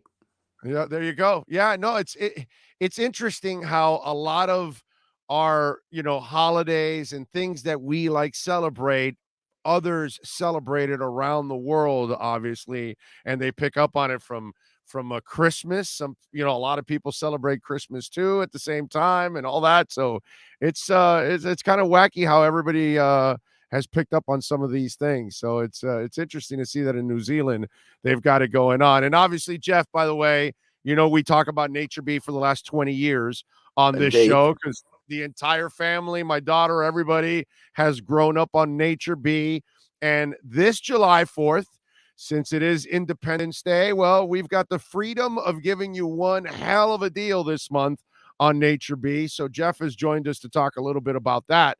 So, Jeff, what do we got for our amazing listeners out there? Well, this is an opportunity. If you've been listening to Big O, but you haven't taken the plunge, you haven't tried Nature Bee, there's never been a better time to try Power Pollen today. We've got a great deal. In fact, we're celebrating freedom by giving you an extra 1 month supply for free. So today's offer, you can buy 2 bottles. That's 2 months supply, and you get the 3rd bottle for free for a small amount of money for just 66 cents. $66 for this deal, and it works out to be less than 60 cents a day. So it's fantastic value, and it comes with my money back guarantee. Hand on heart, if it doesn't work for you, let me know, and I'll give you back your money. So you've got nothing to lose and everything to gain. Now, that's a good deal. Hey, listen, I've been telling Jeff, we're in a virus-filled world right now, right? I mean, it's gotten Indeed. worse than when I started taking Nature B 5, 10, 15, 20 years ago.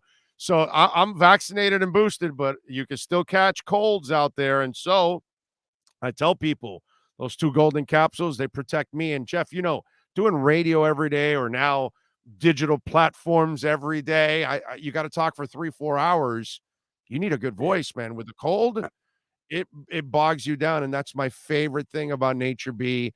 It's like this extra force field that I have to keep away the big nasties, and that's why I love it. Besides the energy and my hair as a 55-year-old man, baby, full, man. How about that?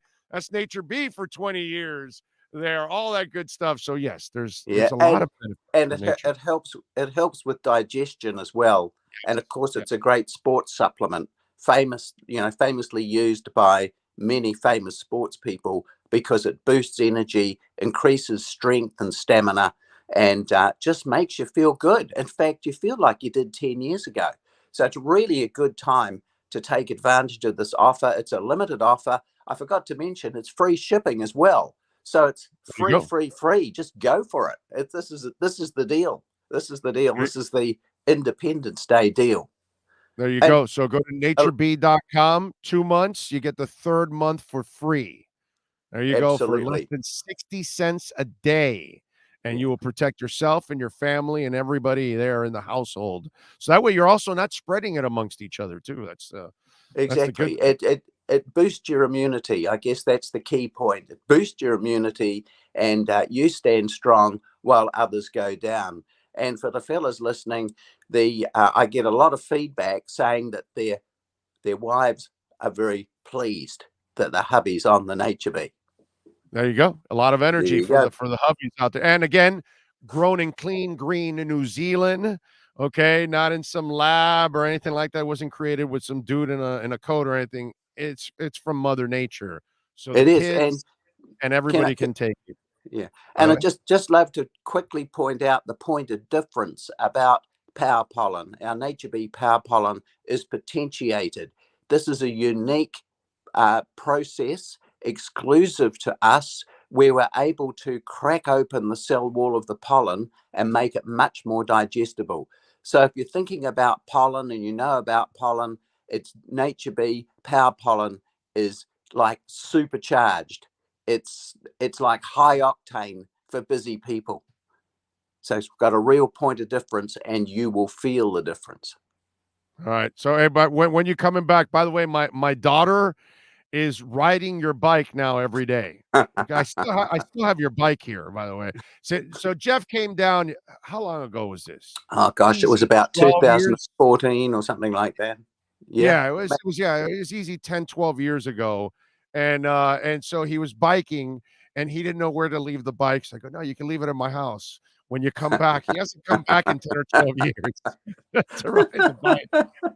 So I hang it up on the garage, and my daughter a couple months ago says, hey, can I use that bike? So I go, sure. It's been there just looking pretty for so many years. So I still have your bike, Jeff, and my daughter is now riding the bike all the time. That's fantastic. Awesome. I've got to compliment you on the reach of your show. From our advertising with you, we've had people purchasing from Canada, we've had people purchasing from all over the US, and we've even had somebody from New Zealand purchase via your show. Yes, we have a gentleman that watches from New Zealand. It's so awesome, Jeff. They're watching from Portugal. They're watching from Malaysia. They're watching from Mexico. They're watching from Fargo, North Dakota. And that's what I love about these platforms, that the world is small, and it makes it even smaller now at this point. It's beautiful. It really is. This is Orlando's world.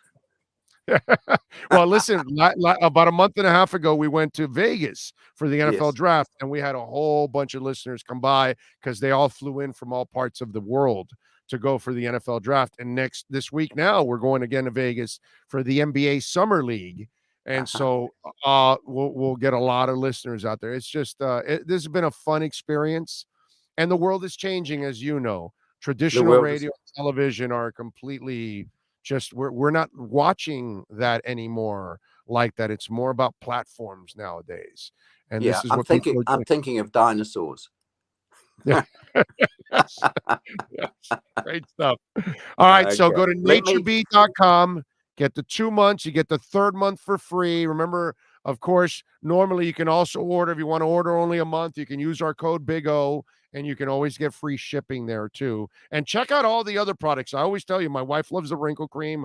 I'll be using, by the way, the balm in Vegas because, as you know, it's so dry there. I will take my Nature Bee lip balm also in Vegas too. I will need that. So well, I just encourage all your viewers to give it a go. Take advantage of the deal. Jump online to naturebee.com. Do yourself a favor. Do your family a favor. Look, anybody from the age of 2 to 102 can take this supplement and feel much, much more alive. Be alive. It's a life force product straight from Mother Nature, and I guarantee it'll do you a power of good. Love it. Jeff, much love, my brother out there in clean green New Zealand. Thank you for getting up early with us.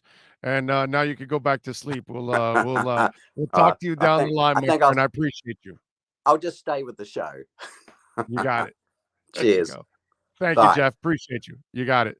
The great Jeff Cook, baby, from naturebee.com. Check it out, man. I tell you all the time about Nature Bee. I swear by Nature Bee, and that's because it's just an absolutely amazing product. So check it out, naturebee.com.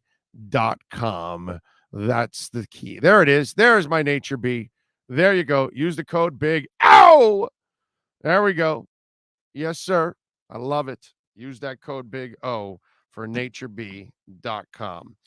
You know what I saw also on the show that I thought was, or as I was preparing for the show, and little off the beat stuff on the sports side, somebody came up with the best sports TV shows. And I thought that was kind of interesting when they came up with this list, because immediately I started thinking about Sports Night, which I love. One Tree Hill, The League, which was hilarious. White Shadow. Anybody remember the White Shadow? Friday Night Lights. They actually did a really good job. I enjoyed Pitch, which was a young lady that broke into baseball, and it was a short-lived show. So they have this list: Friday Night Lights, Coach, Glow, which I never saw. That would be something for my man Sean, which is more about wrestling. Ballers. I never really liked Ballers that much. I think a lot of people got into Ballers more because of the names that were involved in it.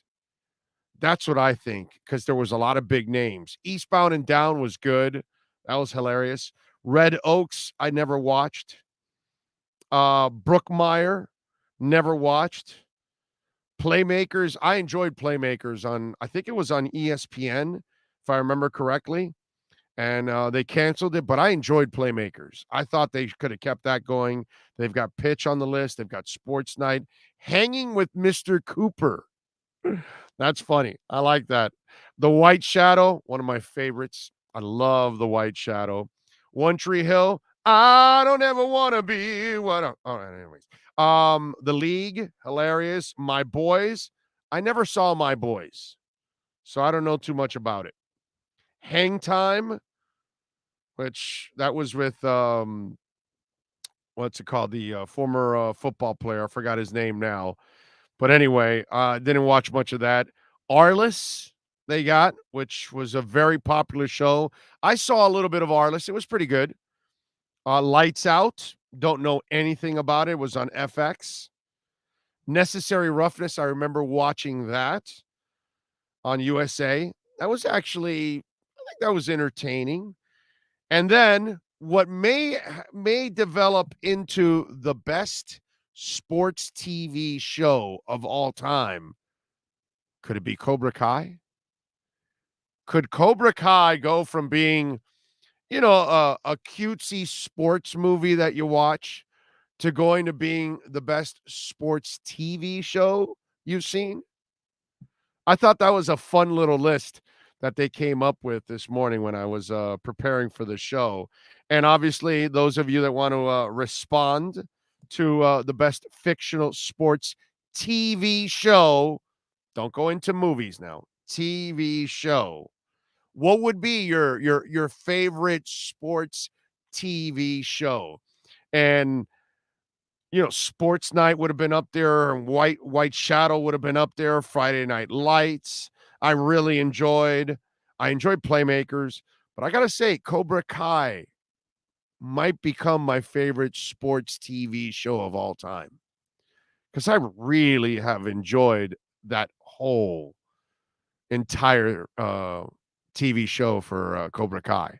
It's been really good, and it's lasted longer, more seasons than most of these sports TV shows. All right, if you want to chime in, you can chime in on the Welton Rayom text line at 855-912-1056. That's 855-912-1056. If you want to get in on the program, you tell me what's your favorite TV sports show. And I think it might just be Cobra Kai, man. I think it might be Cobra. I love The League. I thought The League was excellent, man. That was a lot of fun.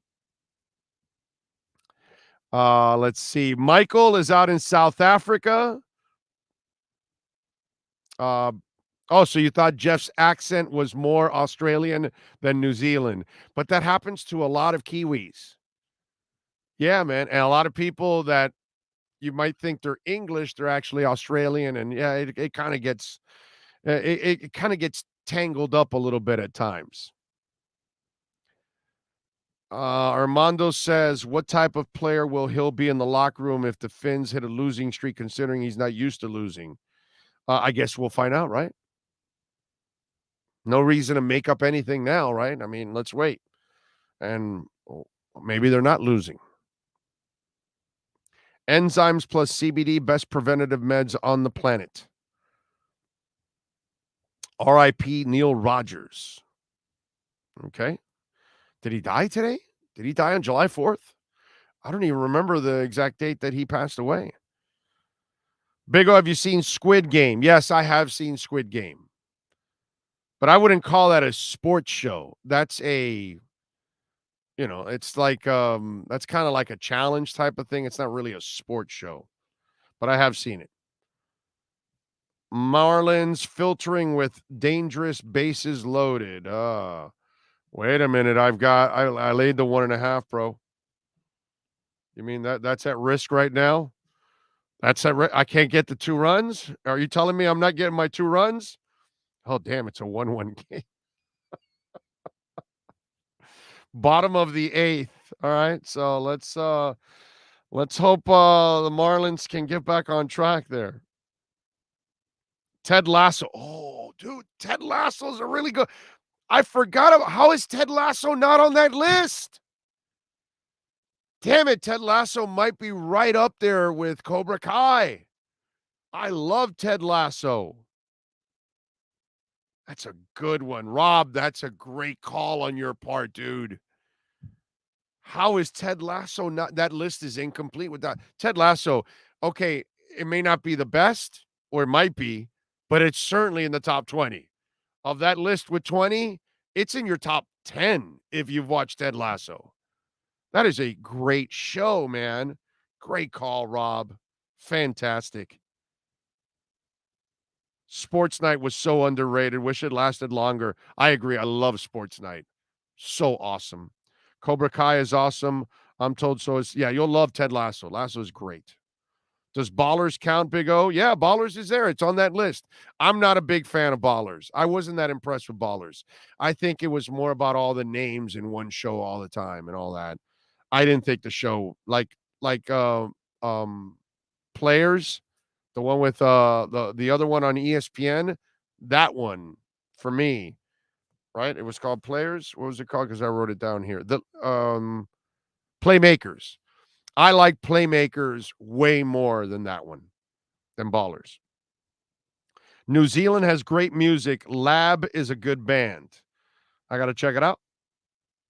I really enjoyed Winning Time.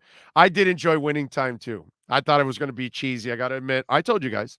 I wasn't big on it. I looked at Winning Time and go, oh, it looks kind of cheesy. And then it kind of felt cheesy at the beginning, but then you realize, okay, this really has nothing to do with reality.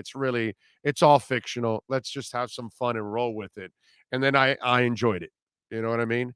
When I didn't take it as a documentary, when I didn't take it for real, and I took it for what it is, a TV show, I was off and running. Yep. Are they making another season? Yes. Ted Lasso, yes, another season is coming. EWDGR or EWD Junior says, just ordered Nature B. Thank you, sir. Ballers was the sports version of Entourage. Yeah. That's cool. Great job by Pop. Works out the bases loaded. Jam. There's still a chance for your pick. Let's hope so. We need two. We need two, man. All right.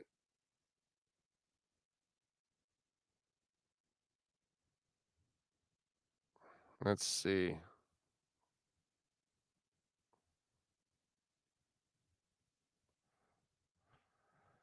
All right. What else do we have going on the program? Oh, by the way, speaking of real sports, and we're talking about in September, we've got Triple G and Canelo fighting. And did you guys see Canelo? And Canelo's always been one of those guys that really isn't like this big talker. But apparently Triple G gets him going. And so Triple G, Canelo called Triple G an a-hole. And he says, I'm knocking him out. He says, Triple G is a straight up a-hole who talks too much, and he's planning to KO him. He says he's a effing a-hole. Canelo said of his upcoming September opponent, he's not honest. He pretends to be a good person and different, but he's not.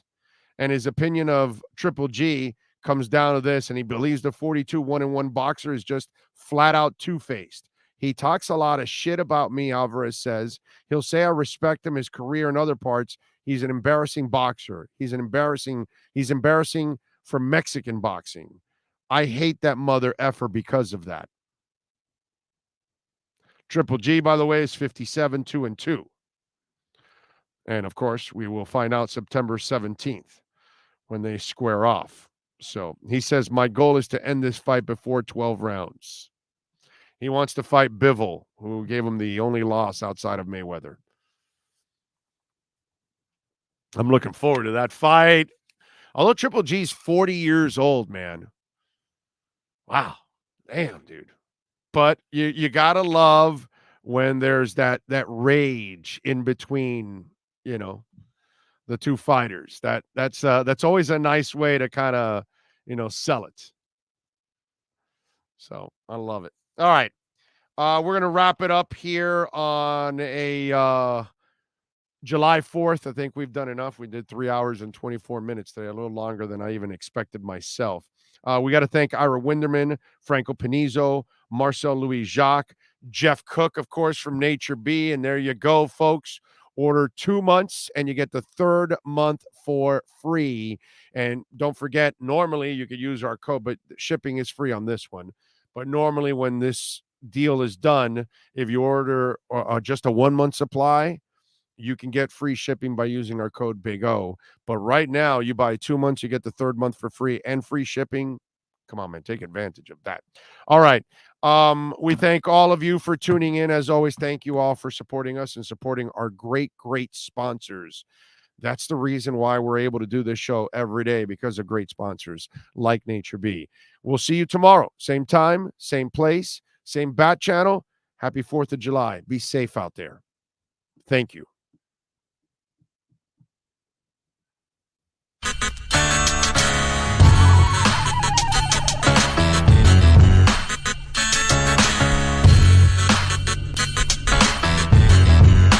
This is the Big O Show. This is the Big O Show.